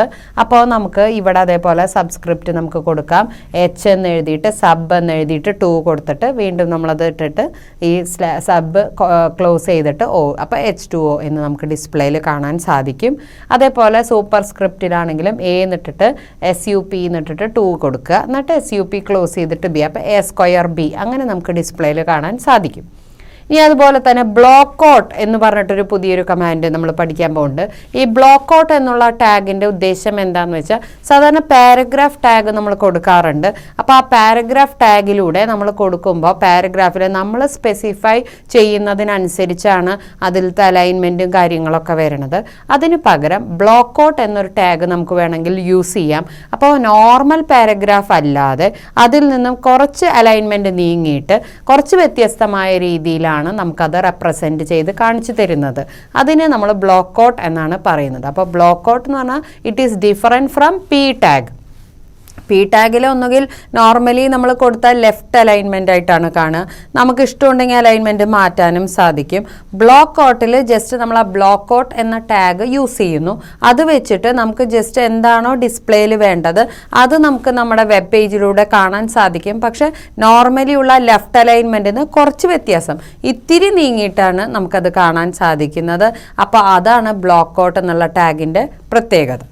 അതേപോലെ പിന്നെ നമുക്ക് കാണാം ക്യൂ എന്ന് പറഞ്ഞിട്ടുള്ള ഒരു ടാഗ്. ക്യൂ എന്ന് പറഞ്ഞാൽ കോഡ്സ് ആണ് ഉദ്ദേശിക്കുന്നത്. കോഡ്സ് അതായത് നമ്മൾ കൊട്ടേഷൻ, ഡബിൾ കൊട്ടേഷനിലൊക്കെ കൊടുക്കുന്നതായിട്ടുള്ള സെൻറ്റൻസുകൾ ഉണ്ടെങ്കിൽ അത് റെപ്രസെൻറ്റ് ചെയ്യിക്കുന്നതിന് വേണ്ടി ക്യൂ എന്നുള്ള ടാഗ് യൂസ് ചെയ്യാം. എന്നിട്ട് നമ്മൾ ആവശ്യം കഴിയുമ്പോൾ ക്യൂ എന്നുള്ള ടാഗിനെ ക്ലോസ് ചെയ്താൽ മതി. അപ്പോൾ നമുക്ക് ക്യൂ ഓപ്പൺ ചെയ്ത് നമുക്ക് എന്താണോ അതിൽ ടൈപ്പ് ചെയ്യാനുള്ളതൊക്കെ കൊടുത്തു കഴിഞ്ഞ് ക്യൂ ക്ലോസ് ചെയ്യുക. അത് കഴിഞ്ഞ് ബോഡി ക്ലോസ് ചെയ്ത് HTML ക്ലോസ് ചെയ്തു. അപ്പോൾ ഇതുപോലെ എക്സ്ട്രാ ടാഗുകൾ നമ്മുടെ ആവശ്യത്തിനനുസരിച്ച് നമുക്ക് ഇതിലേക്ക് ഉപയോഗിക്കാവുന്നതാണ്. അപ്പോൾ ബ്ലോക്ക് ഔട്ട് എന്നുള്ള ഒരു പുതിയൊരു ടാഗ് നമ്മളിവിടെ ഇൻട്രൊഡ്യൂസ് ചെയ്യുന്നു. അതുപോലെ ക്യൂ എന്നുള്ള ടാഗ്, കൊട്ടേഷനുള്ള ഡബിൾ കോഡ്സ് ഉള്ളതാണെങ്കിൽ ക്യൂ ടാഗിൽ കൊടുക്കുക. അതല്ല പാരഗ്രാഫ് ടാഗിൽ നിന്ന് വ്യത്യസ്തമായിട്ട് കുറച്ച് അലൈൻമെൻറ്റ് ഇത്തിരി നീങ്ങിയിട്ട് നമുക്ക് പ്രിൻ്റ് ചെയ്യിക്കണമെങ്കിൽ കുറച്ചധികം സെൻറ്റൻസുകൾ വേണം. അപ്പോൾ അങ്ങനെയൊക്കെ കൊടുക്കണമെങ്കിൽ ബ്ലോക്ക് ഔട്ട് എന്നുള്ള ടാഗ് യൂസ് ചെയ്യാം. ഇറ്റാലിക്സിന് പകരം നമുക്ക് വേണമെങ്കിൽ EM എന്നുള്ള ടാഗ് യൂസ് ചെയ്യാം. ബോൾഡിന് പകരം സ്ട്രോങ് എന്നുള്ള ടാഗ് യൂസ് ചെയ്യാം. അപ്പോൾ ഇതുപോലെ നമുക്ക് ഒരുപാട് ടാഗുകളുണ്ട്.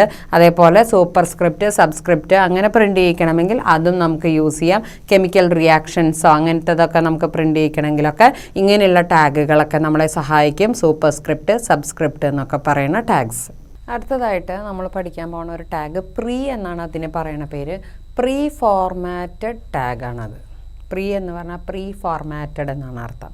എന്താണ് അതിൻ്റെ അർത്ഥം? ഓൾറെഡി നമ്മളിപ്പോൾ ഒരു പാരഗ്രാഫ് അല്ലെങ്കിൽ നമ്മൾ എന്തെങ്കിലും മാറ്റർ കൊടുക്കുകയാണെങ്കിൽ ആ മാറ്ററിന് അതിൻ്റേതായ രീതിയിൽ ഓൾറെഡി ഒരു ഫോർമാറ്റിംഗ് കൊടുത്തിട്ടുണ്ട്. അപ്പോൾ ആ ഓൾറെഡി ഫോർമാറ്റഡ് ആയിട്ടുള്ള ഒരു സാധനത്തെ നമുക്ക് ഡിസ്പ്ലേയിൽ, നമ്മളുടെ വെബ് പേജിൽ ഡിസ്പ്ലേയിൽ കാണിക്കണമെങ്കിൽ അതിനായിട്ട് നമ്മൾ കൊടുക്കുന്ന ഒരു ടാഗാണ് പ്രീ എന്നുള്ളത്. അപ്പോൾ ഈ പ്രീ കൊടുത്തു കഴിഞ്ഞാൽ ഓൾറെഡി അവിടെയുള്ള ഫോർമാറ്റ് അല്ല, പകരം പ്രീയുടെ അകത്ത് ഓൾറെഡി സെറ്റ് ആയിട്ടുള്ള ഒരു ഫോർമാറ്റ് ഉണ്ട്. ആ ഫോർമാറ്റിൽ നമ്മുടെ ആ പേജിലുള്ള കണ്ടൻറ്റ് പ്രീ എന്നുള്ള ടാഗിനകത്ത് കൊടുത്ത കണ്ടൻറ്റ് ഡിസ്പ്ലേ ആകുന്നു. അത് കഴിയുന്നതോടുകൂടി പ്രീ ടാഗ് ക്ലോസ് ചെയ്താൽ പിന്നെ നമുക്ക് ആ പ്രീ ടാഗിനകത്തുള്ളത് മാത്രമേ ആ രീതിയിൽ ഡിസ്പ്ലേയിൽ കാണുള്ളൂ. ബാക്കിയുള്ളതൊക്കെ നോർമലായിട്ട് തന്നെയാണ് ഡിസ്പ്ലേയിൽ കാണുക. അപ്പോൾ അതെങ്ങനെയാണ് ഒരു വെബ് പേജിൽ വരണേ നമുക്ക് നോക്കാം. ഹെഡ്, ടൈറ്റിൽ അതൊക്കെ അതേപോലെ തന്നെ, ബോഡി, ബാക്ക്ഗ്രൗണ്ട് അതെല്ലാം കഴിഞ്ഞ് പ്രീ. ഈ പ്രീയുടെ അകത്ത് നമ്മളൊരു മാറ്റർ, എന്തെങ്കിലും ഒരു മാറ്റർ ടൈപ്പ് ചെയ്ത് കഴിഞ്ഞിട്ട് പ്രീ ക്ലോസ് ചെയ്യുക. നമ്മൾ എന്നിട്ട് വെബ് പേജ് എടുത്തിട്ട് ആ വെബ് പേജ് ബ്രൗസറിലൂടെ വ്യൂ ചെയ്യുമ്പോഴാണ് നമുക്ക് ആ ഭാഗം ഒരു പ്രത്യേക ഫോർമാറ്റിലൂടെ കാണാൻ സാധിക്കുന്നത്. അപ്പോൾ അതിൻ്റെ അർത്ഥം എന്താണ്? ഓൾറെഡി ബ്രൗസർക്ക് ഒരു ഫോർമാറ്റ് ഉണ്ട്. ആ ഫോർമാറ്റിലാണ് സാധാരണ നമ്മൾ ഒരു വെബ് പേജ് കാണുന്നത്. പക്ഷെ അതിൽ തന്നെ ഒരു പ്രത്യേക സെക്ഷൻ, ഇവിടെ പ്രീ എന്നുള്ള ടാഗിനകത്ത് കൊടുത്തിട്ടുള്ള ആ സെക്ഷൻ, അത് ഒരു പ്രത്യേകതയിൽ, അതായത് അത് ഓൾറെഡി ഒരു പ്രീ ഫോർമാറ്റഡ്, പ്രീ എന്ന് പറഞ്ഞാൽ ബിഫോർ എന്നാണ് അർത്ഥം. ഓൾറെഡി അതിനൊരു ഫോർമാറ്റ് ഉണ്ട്. ആ പ്രീ എന്നുള്ള ടാഗിൽ, ആ പ്രീ ടാഗിലൂടെ ആ പ്രീ ഫോർമാറ്റഡ് ആയിട്ടുള്ള ഒരു രീതിയിൽ അത് അവിടെ ഡിസ്പ്ലേയിൽ നമുക്ക് കാണാൻ സാധിക്കുന്നു. അടുത്തതായിട്ട് നമ്മൾ പരിചയപ്പെടുന്ന ടാഗ് എന്ന് പറയുന്നത് അഡ്രസ് ടാഗാണ്. ഈ അഡ്രസ് ടാഗ് നമ്മൾ കൊടുക്കുമ്പോൾ സാധാരണ വെബ് പേജിനകത്ത് തന്നെ നമുക്ക് ഒരു പർട്ടിക്കുലർ ആയിട്ടുള്ള ഒരു കോണ്ടാക്റ്റ് അഡ്രസ്സിനെ സൂചിപ്പിക്കുന്നതിന് വേണ്ടി കൊടുക്കുന്ന ടാഗാണ് അഡ്രസ് ടാഗ് എന്ന് പറയുന്നത്. അപ്പോൾ ഈ അഡ്രസ് ടാഗിലൂടെ നമുക്ക് ആവശ്യമായിട്ടുള്ള ഒരു അഡ്രസ്സ് ഫുള്ളായിട്ട് ആ കോണ്ടാക്ട് ഡീറ്റെയിൽസ് ഒക്കെ നമുക്ക് വെബ് പേജിനകത്ത് കൊടുക്കാൻ സാധിക്കും. ഇതിപ്പോൾ അഡ്രസ് ടാഗ് ഉപയോഗിച്ച് കൊടുക്കണില്ലെങ്കിൽ നമുക്ക് വേണമെങ്കിൽ ബോൾഡ്, ഇറ്റാലിക്, അതുപോലെ നമ്മൾ പഠിച്ച വേറെ ടെക്സ്റ്റ് ഫോർമാറ്റിംഗ് ടാഗുകളെയൊക്കെ നമുക്ക് പ്രയോജനപ്പെടുത്താം. പക്ഷേ അഡ്രസ് ടാഗ് കൊടുക്കുമ്പോൾ അതെങ്ങനെയാണ് വരണേ നമുക്ക് നോക്കാം. നമ്മൾ HTML എഴുതി ഹെഡ്, ടൈറ്റിൽ, ഹെഡ് ക്ലോസ് ചെയ്തു. അത് കഴിഞ്ഞ് ബോഡി. ആ ബോഡിയുടെ അകത്ത് നമ്മൾ അഡ്രസ് എന്നുള്ള ടാഗ് വെച്ചിട്ട് നമുക്കിവിടെ എന്താണോ ടൈപ്പ് ചെയ്യാനുള്ളത് ഓരോ ലൈൻ ബൈ ലൈനായിട്ട് നമ്മളത് ടൈപ്പ് ചെയ്ത ശേഷം അവിടെ നമ്മൾ BR ടാഗ് വെക്കുന്നു. എന്തിനാണ്? ഓരോ ലൈൻ കഴിയുമ്പോൾ അത് ബ്രേക്ക് ചെയ്യാൻ. അങ്ങനെ അത് ബ്രേക്ക് ചെയ്തിട്ട് ഏറ്റവും അവസാനം അഡ്രസ്സ് കഴിയുന്നവിടെ വെച്ചിട്ട് നമ്മൾ അഡ്രസ് എന്നുള്ള ടാഗിനെ ക്ലോസ് ചെയ്യുന്നു. ഈ അഡ്രസ് ടാഗിനെ നമ്മൾ ക്ലോസ് ചെയ്ത ശേഷം നമ്മളിവിടെ എന്താ ചെയ്യണം? ബോഡീനെ ക്ലോസ് ചെയ്തു, HTMLനെ ക്ലോസ് ചെയ്തു. അപ്പോൾ നമുക്ക് അഡ്രസ് ടാഗിൻ്റെ സഹായത്തോടു കൂടി കോണ്ടാക്റ്റ് അഡ്രസ്സിനെ നമ്മുടെ വെബ് പേജിനകത്ത് പ്രത്യേകമായിട്ട് കൊടുക്കാനായിട്ടുള്ള ഒരു ടാഗാണ് അഡ്രസ് ടാഗ് എന്നുള്ളത്. അടുത്തതായിട്ട് നമ്മൾ പഠിക്കുന്ന ടാഗ് മാർക്ക് യു എന്നാണ് പറയുന്നത്.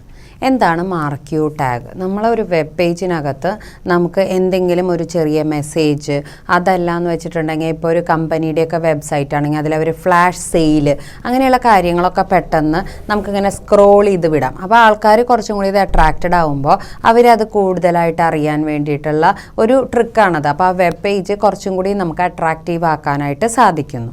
അപ്പോൾ ഈ മാർക്യൂവിൽ എന്തൊക്കെയാണ് വരുന്നത് നോക്കാം.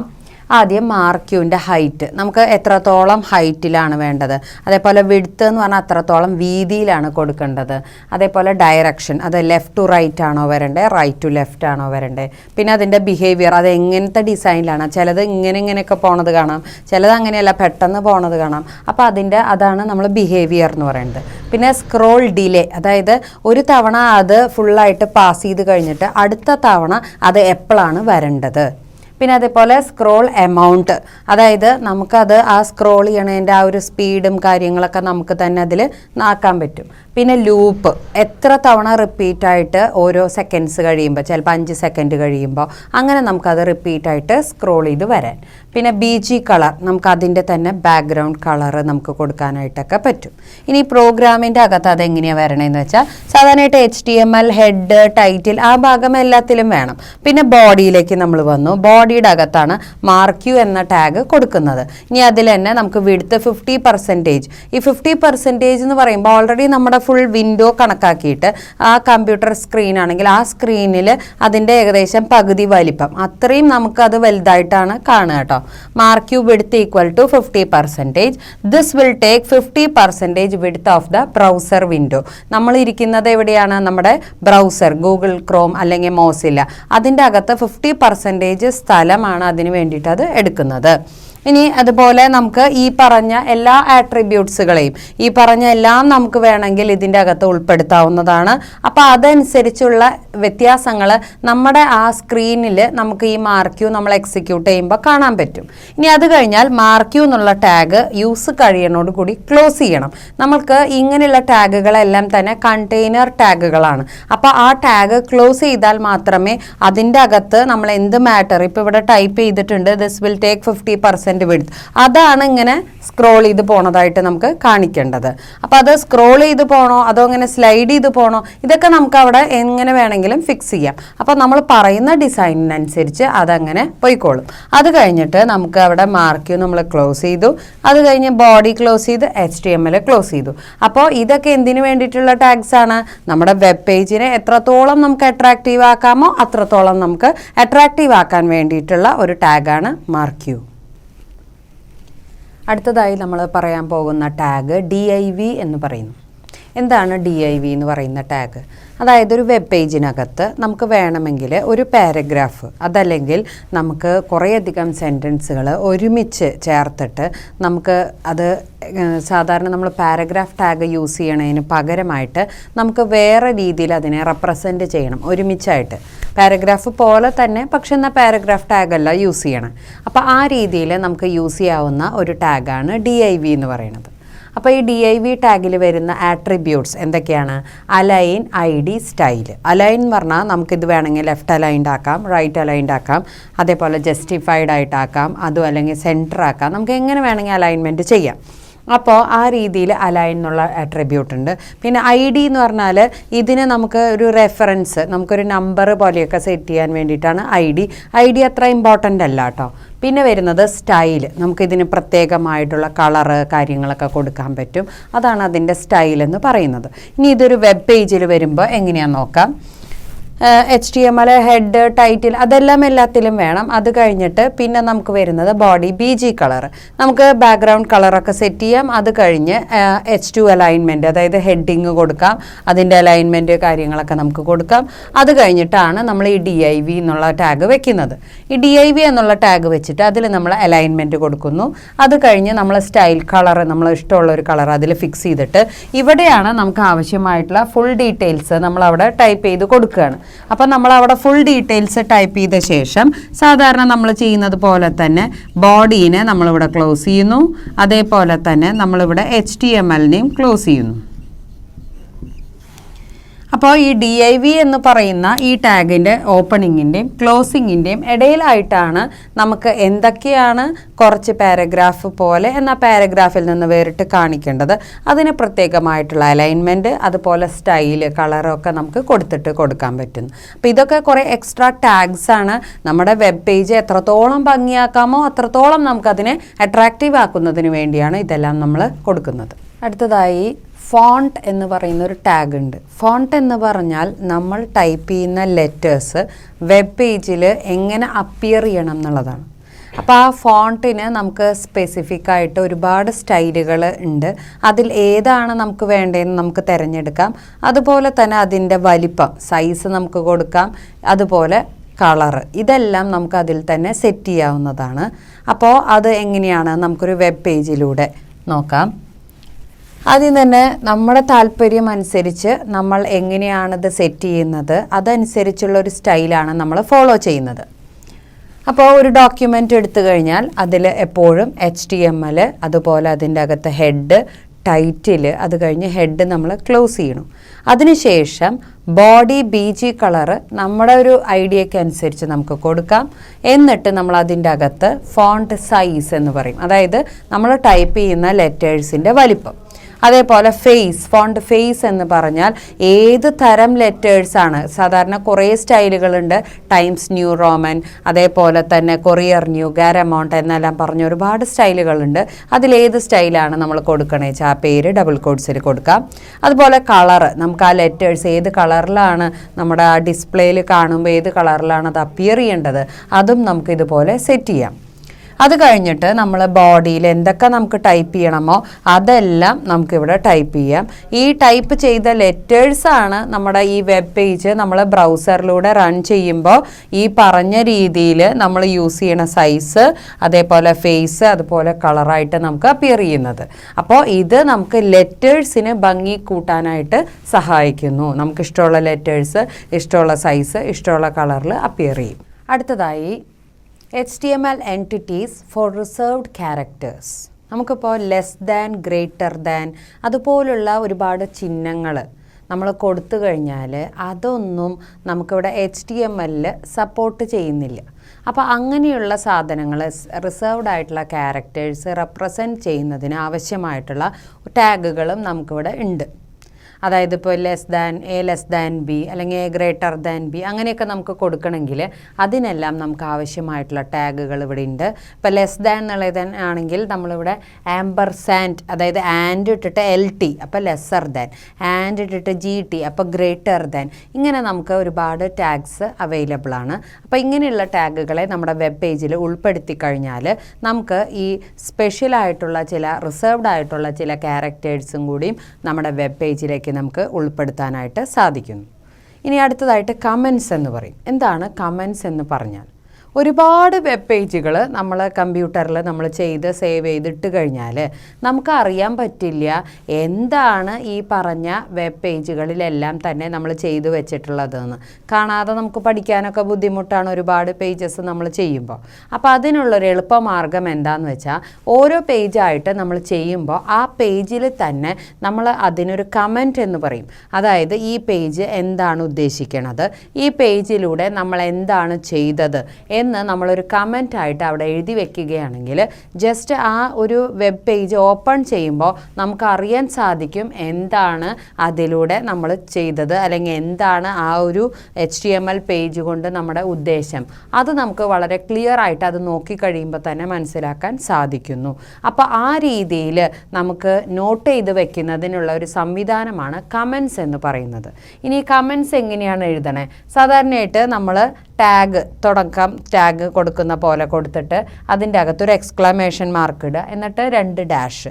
അതിൻ്റെ അകത്ത് നമുക്ക് എന്താ വേണ്ടത് വെച്ചാൽ കമൻ്റ് ആയിട്ടുള്ളത് എഴുതി ചേർത്ത ശേഷം 2 ഡാഷ് ഇട്ടിട്ട് അതിനെ ക്ലോസ് ചെയ്യുകയാണ്. ഇനി എങ്ങനെയാണ് അതൊരു HTML പേജിൽ നമുക്ക് കൊടുക്കണമെന്ന് നോക്കാം. HTML എഴുതി, ഹെഡ് എഴുതി. ഇപ്പോൾ നമുക്ക് ഹെഡിൻ്റെ നേരെ ഡോക്യുമെൻറ്റ് ഹെഡർ ഇങ്ങനെ വേണമെങ്കിൽ നമുക്ക് കൊടുക്കാം. അത് കഴിഞ്ഞിട്ട് നമ്മൾ ടൈറ്റിൽ ഹെഡ് ക്ലോസ് ചെയ്തു, ബോഡി BG കളർ കൊടുത്തു. ഇപ്പോൾ ദിസ് ഈസ് എ കമൻറ്റ് ഇങ്ങനെ ഞാൻ കൊടുക്കണു. എന്നിട്ട് ഞാൻ comments are not displayed in the browser. ഈ comments are not displayed in the browser എന്നുള്ളത് എനിക്ക് അവിടെ ഡിസ്പ്ലേയിൽ കാണാൻ സാധിക്കും. അപ്പോൾ കാണാൻ സാധിക്കാത്തത് എന്താ? ഈ ദിസ് ഈസ് എ കമൻറ്റ് എന്നുള്ളത് കാണാൻ സാധിക്കില്ല. അതേപോലെ നമ്മളുടെ ഡോക്യുമെൻറ്റിൽ നമുക്ക് എന്തൊക്കെ വേണമോ അത്രയും കമൻസിനെ നമുക്ക് ഉൾപ്പെടുത്താം. പക്ഷെ ഒരിക്കലും ഈ കമൻസ് ഒന്നും തന്നെ നമ്മളുടെ വെബ് പേജ് ബ്രൗസറിലൂടെ നമ്മൾ വ്യൂ ചെയ്യുമ്പോൾ അവിടെ കാണാൻ സാധിക്കില്ല. കാരണം ഈ കമൻസ് എന്ന് പറയുന്നത് ഒരിക്കലും അത് പ്രോഗ്രാമിൻ്റെ ഒരു ഭാഗമായിട്ട് നമ്മൾ കൊടുത്തു വെച്ചാലും അതൊരിക്കലും പ്രോഗ്രാമിലൂടെ എക്സിക്യൂട്ട് ചെയ്യുന്ന ഒരു സാധനമല്ല. അതാണ് കമൻസിൻ്റെ പ്രത്യേകത. They are not displayed in the browser. ഒരിക്കലും ബ്രൗസറിലൂടെ നമുക്ക് ഡിസ്പ്ലേയിൽ കാണാൻ സാധിക്കില്ല. ജസ്റ്റ് നമ്മുടെ അറിവിന് വേണ്ടി ജസ്റ്റ് ഒരു റെഫറൻസ് പോലെ നമ്മൾ ചെയ്തു വെക്കുന്നതാണ് കമൻസ്. അടുത്തതായിട്ട് നമ്മൾ പഠിക്കാൻ പോകുന്നത് എങ്ങനെയാണ് ഒരു ഇമേജ് നമുക്ക് ഇതിലേക്ക് ഇൻസേർട്ട് ചെയ്യുന്നത്. അപ്പോൾ ഒരു ഇമേജ് ഇൻസേർട്ട് ചെയ്യുന്നതിന് വേണ്ടിയിട്ടുള്ള ടാഗ് IMG എന്നാണ്. അപ്പോൾ ആ ടാഗ് യൂസ് ചെയ്തിട്ട് നമ്മുടെ വെബ് പേജിനകത്ത് നമുക്ക് ഒരു പിക്ചറിനെ നമുക്ക് ഇൻസേർട്ട് ചെയ്യാം. ആ പിക്ചറിനെ നമ്മൾ ഇൻസേർട്ട് ചെയ്യുമ്പോൾ അതിലും നമുക്കൊരുപാട് വേരിയേഷൻസ് ആ പിക്ചറിൽ നമുക്ക് ചെയ്യാനായിട്ട് സാധിക്കുന്നുണ്ട്. അതൊക്കെ എങ്ങനെയാണെന്ന് നോക്കാം. IMG SRC എന്നാണ് ടാഗ്. SRC എന്ന് പറഞ്ഞാൽ സോഴ്സാണ്. അപ്പോൾ ഇമേജിൻ്റെ സോഴ്സ്. എന്നിട്ട് നമ്മളിവിടെ കൊടുക്കുകയാണ് picture1.jpg. ഇതാണ് നമ്മൾ കൊടുത്ത പിക്ചറിൻ്റെ ആ ഫയൽ സേവ് ചെയ്തിട്ടുള്ള പേര്. അപ്പോൾ ഇതുപോലൊരു ടാഗ് നമ്മുടെ വെബ് പേജിനകത്ത് കൊടുത്തു കഴിഞ്ഞാൽ നമുക്കപ്പോൾ ആ വെബ് പേജ് നമ്മൾ എക്സിക്യൂട്ട് ചെയ്യുമ്പോൾ ഈ ഒരു പർട്ടിക്കുലർ ആയിട്ടുള്ള ഈ ഒരു ഫയൽ ഇപ്പോൾ നമ്മൾ പറഞ്ഞ picture1.jpgയിൽ നമ്മൾ എന്ത് സ്റ്റോർ ചെയ്തിട്ടുണ്ടോ അത് നമ്മുടെ വെബ് പേജിലേക്ക് ഉൾപ്പെടുത്താം. ഇനി നമുക്ക് നോക്കാം അതെങ്ങനെയാണ് ഒരു പ്രോഗ്രാമിലൂടെ ചെയ്യണമെന്ന്. HTML ഹെഡ്, ടൈറ്റിൽ ഇതൊക്കെ നമ്മൾ കൊടുത്തു കഴിഞ്ഞാൽ ബോഡി BG കളർ. അത് കഴിഞ്ഞ് നമുക്കിവിടെ IMG SRC അതിൽ നമ്മൾ കറക്റ്റായിട്ട് ഫുള്ളായിട്ട് ആ പേര് ഫുള്ളായിട്ട് നമ്മൾ കൊടുക്കണം. അത് കഴിഞ്ഞ് ആ ഫുള്ളായിട്ട് നമ്മൾ അവിടെ ആ പേര് കൊടുത്തു കഴിഞ്ഞിട്ട് ഇവിടെ നമ്മൾ ഡബിൾ കോഡ്സ് ഇട്ടു, ക്ലോസ് ചെയ്തു. അത് കഴിഞ്ഞാൽ ഹൈറ്റ് എന്ന് പറഞ്ഞാൽ ആ ഒരു ഇമേജ് നമ്മൾ വെക്കുമ്പോൾ ആ ഇമേജിൻ്റെ ഹൈറ്റാണ് കേട്ടോ. അതേപോലെ അതിൻ്റെ വിഡ്ത്ത് നമ്മുടെ ആ സ്ക്രീനിൽ നമ്മളിത് കാണുമ്പോൾ ആ പിക്ചർ എത്രത്തോളം 70 എന്ന് പറയുമ്പോൾ ശരിക്കും പിക്സൽസിലാണ് ഇതിൻ്റെ മെഷർമെൻറ്റ് വരുന്നത്. അപ്പോൾ ഫുള്ളായിട്ട് നമ്മൾ ആ സ്ക്രീനിൽ അത് നോക്കിക്കഴിഞ്ഞാൽ ആ ഒരു ഇമേജിൻ്റെ ഒരു വലിപ്പം അനുസരിച്ച് നമുക്കതിൻ്റെ വീതിയെ കൂട്ടാനും അതേപോലെ നമുക്കത് ഡിസ്പ്ലേയിൽ കാണിക്കാനും വേണ്ടിയിട്ട്.